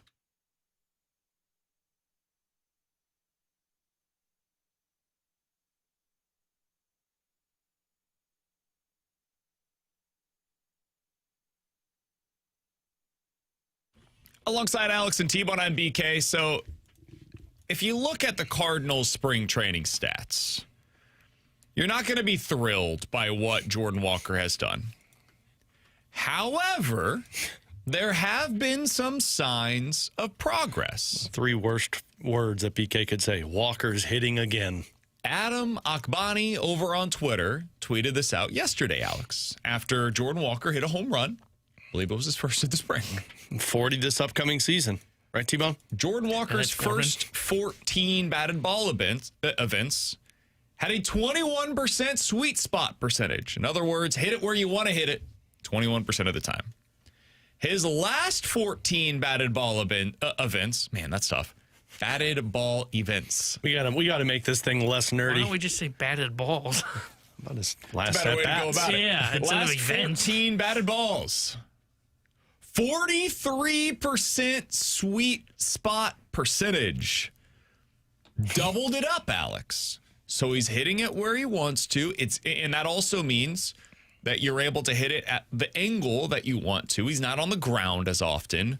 There's been a legitimate, in my opinion, improvement in his process, because this would also suggest he's going after the pitches that he should be, because then you're hitting it at the right angle, all of these different things. You're not getting fooled as much. That being said, it's 14 batted balls. And those first 14 did happen. And now we're going into the spring, and Dan Szymborski of Fangraphs put out his piece on boom and bust players, and Jordan Walker was listed among them. A lot of B words floating around right now. Batted ball events, boom and bust. Alex, are you encouraged by what we've seen recently by Jordan Walker? How are you feeling as we are now officially through spring training, heading into the regular season with Jordan Walker once again as your starting right fielder? Honestly, I have no feeling. I'm numb to it. I congrats on your batted ball events and your hot spot batting approach.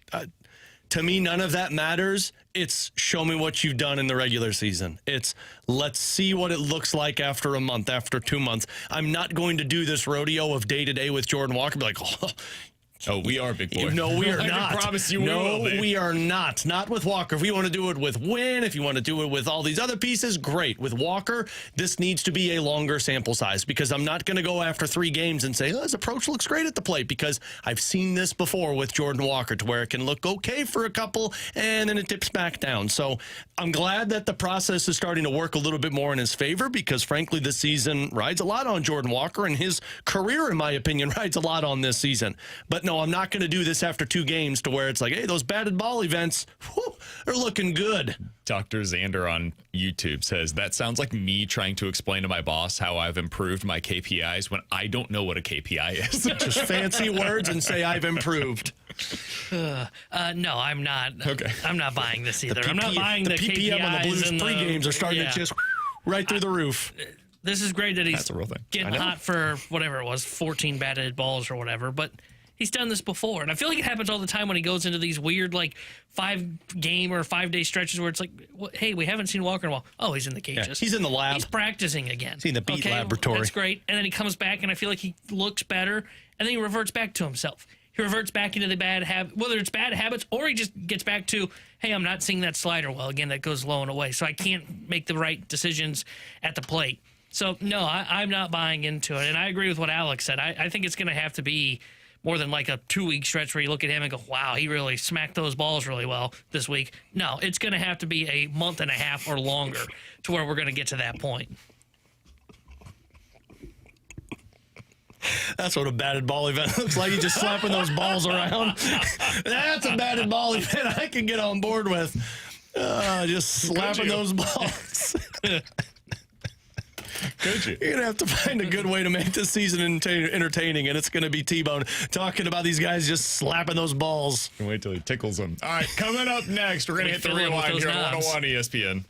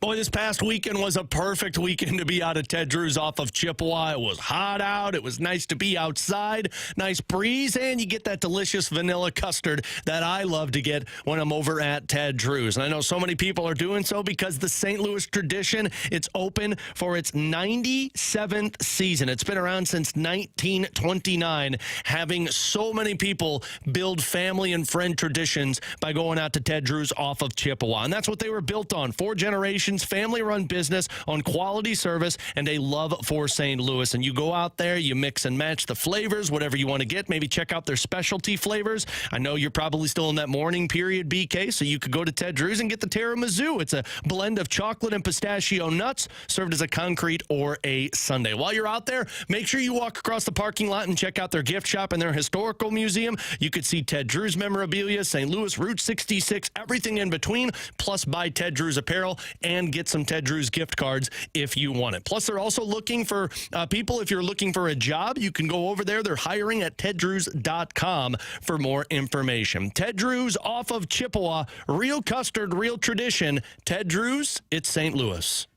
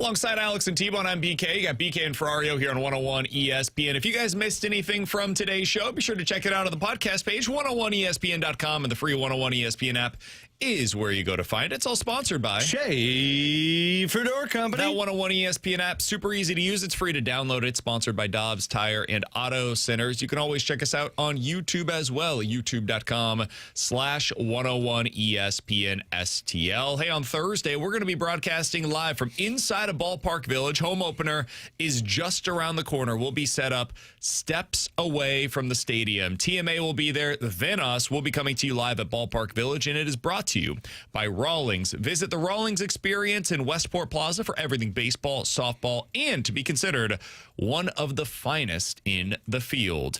And by Budweiser, Cardinals fans, this Bud's for you. Remember to drink responsibly. All right, before we get out of here today, pass things over to the fast lane. Alex's biggest topic of discussion this afternoon and morning was Mizzou hoops. Officially season coming to an end. They had basically a home game. T-Bone, you were there.